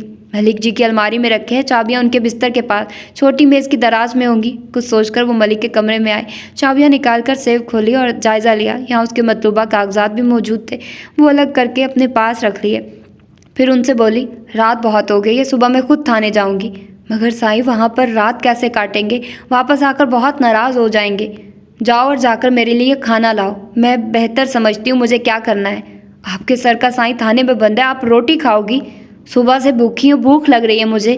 وہ اپنے کمرے میں آ کر بیٹھ گئی۔ صبح ملازم عورتوں کے ساتھ منشی بھی اس کے دروازے پر کھڑا تھا۔ میں تھانے گیا تھا بی بی، مگر وہاں کسی نے مجھے ملنے نہیں دیا۔ بڑا افسر آیا ہوا ہے، کوئی جوان سا مرد ہے، ہماری بات نہیں سنتا۔ آپ پڑھی لکھی ہو، کسی دلیل سے بات کرو۔ ملک صاحب بڑے غصے میں ہوں گے۔ میں خود تھانے جا رہی ہوں، ناشتہ کر لوں، تم گاڑی تیار رکھو۔ 10 بجے تک ان سب کو خوب انتظار کروا کر وہ سیاہ چادر اوڑھ کر ساتھ ہو لی۔ تھانے کی عمارت مخصوص سرکاری عمارتوں جیسی ہی تھی، مگر اسے کتنی ہی اپنی اپنی لگ رہی تھی۔ جی چاہا عملہ کی چھوٹے بڑے رکن کا شکریہ ادا کرے۔ ملک صاحب کے گھر سے لوگ آئے ہیں، حوالدار نے بڑے ادب سے ملک صاحب کہا، اور عصمت کے دل میں اپنے لیے نفرت بٹھا دی۔ اندر بلا لو، آفیسر کی آواز اس نے برآمدے میں کھڑے سنی اور قدم اٹھا کر اندر چلی آئی۔ وہ جو سامنے بیٹھا تھا اسے دیکھ کر قدم جم سے گیا۔ وہ بھی کرسی سے اٹھ کھڑا ہوا۔ تم آپ ان لوگوں کے ساتھ ملک امیر کے لیے آئی ہیں؟ یہ ہماری چھوٹی بیگم ہے، نکاح کیا ہے سائیں نے ان کے ساتھ، منشی نے بڑے فخر سے اطلاع دی، اور شہر کو نے نچلا لب دانتوں تلے دبا کر زخمی نظروں سے عصمت کی طرف دیکھا۔ تم لوگ باہر جاؤ۔ عصمت نے منشی اور دوسرے لوگوں کو باہر بھیجا۔ کہاں رہے اتنے روز؟ یہ خبر بھی نہ لی عصمت زندہ بھی ہے یا مر گئی؟ شادی تم نے کر لی، گلہ مجھ سے کر رہی ہو، یہ بھی خوب رہی۔ اس کی ہنسی بکھری بکھری سی تھی۔ تمہیں پتہ ہے کیا بیتی مجھ پر؟ شیر کو میں تو مر مر کر دن گزار رہی ہوں۔ تم نے میرا انتظار کیوں نہیں کیا عصمت؟ میری کہانی تو سن لو، پھر جو میرا قصور ہو تو سزا بھی دے لینا۔ وہ کرسی پر بیٹھی گہرے گہرے سانس لے رہی تھی، جبکہ شیر کو چہرے پر دکھ کی گہری تحریر لیے اسے دیکھ رہا تھا۔ عصمت اپنی کہانی سنانے لگی۔ وہ بظاہر متوجہ تھا، ہاتھوں کا اضطراب بتاتا تھا۔ سوچ بار بار بھٹک جاتی ہے، شاید یہ احساس کہ یہ لڑکی جو سامنے بیٹھی ہے کشتیاں ڈبو چکی ہے، اب کچھ نہیں ہو سکتا۔ تفصیل سے سب بتا کر وہ جیسے طویل مسافت کے بعد تھک گئی تھی۔ تم سے دھوکا ہوا، زیادتی ہوئی، پھر بھی تم اس کے لیے تھانے چلی آئی ہو، صرف اس لیے نا کہ وہ اب تمہارا شوہر ہے۔ تم میں اور گاؤں کی ان پڑھ لڑکی میں فرق ہی کیا رہ گیا؟ کس نے کہا میں اس کی سفارش لے کر آئی ہوں یا ملک سے مل کر تسلی دینا چاہتی ہوں؟ ایسا نہیں ہے، تم مجھے یہاں ملتے یا نہ ملتے، میں تو ظلم کے خلاف اکیلی ہی جنگ کے ارادے سے نکلی ہوں۔ میں اس کے خلاف اپنے باپ کے قتل کی رپورٹ درج کرانے آئی ہوں۔ شاباش، شیر کو نے بے ساختہ کہا، پھر کسی کو آواز دے کر محرر کو بلانے کے لیے کہا اور عصمت سے بولا، یہ اتفاق ہے کہ میں ابھی تک یہاں موجود ہوں، میں تو اپنے انڈر تھانوں کا راؤنڈ لینے نکلا تھا۔ اس آدمی کی پہنچ بہت اوپر تک ہے، میں اس کو سزا دلوانے کی پوری کوشش کروں گا۔ اس کے خلاف میرے پاس بہت سے الزامات موجود ہیں، اس کی ساری طاقت خود اسی تک ہے، پیچھے کوئی رشتہ دار نہیں ہے جو اس کے لیے لڑائی لڑے۔ اسے بند کر دیا، سمجھو سب کچھ قید کر دیا۔ عصمت پرسکون تھی۔ چائے منگواؤں تمہارے لیے؟ شیرکو کی اضطرابی کیفیت ختم ہو چکی تھی۔ نہیں، میں ایک بار اسے دیکھنا چاہتی ہوں، مجھے دھمکی دینے والا، پیر کی جوتی سمجھنے والا اس وقت کتنا بے بس ہے۔ آؤ میرے ساتھ، شیرکو نے اشارہ کیا۔ کچھ ہی دیر بعد وہ حوالات کے سامنے تھی۔ ملک اس وقت محل سے حلیے میں تھکے تھکے انداز میں بوری پر بیٹھا، کتنا بوڑھا دکھائی دیتا تھا۔ حوالات میں کٹنے والی ایک ہی رات نے اسے کیا بنا دیا تھا۔ آہٹ پر سر اٹھا کر اوپر دیکھا۔ تم آ گئی، ضمانت کا بندوبست کیا ہے؟ نہیں، عصمت نے بڑے سرد انداز میں جواب دیا۔ क्यों نہیں کیا ابھی تک؟ تمہیں پتہ نہیں میں یہاں کس قدر تکلیف میں ہوں؟ ساری رات سو نہیں سکا، کھانا تو لائی ہو نا؟ میں کون ہوں؟ مجھے پہچانتے ہو؟ ہاں کیوں نہیں، تم عصمت ہو میری بیوی؟ نہیں، پیر کی جوتی، بے حیثیت حقیر شے جسے تم چاہو تو رون ڈالو۔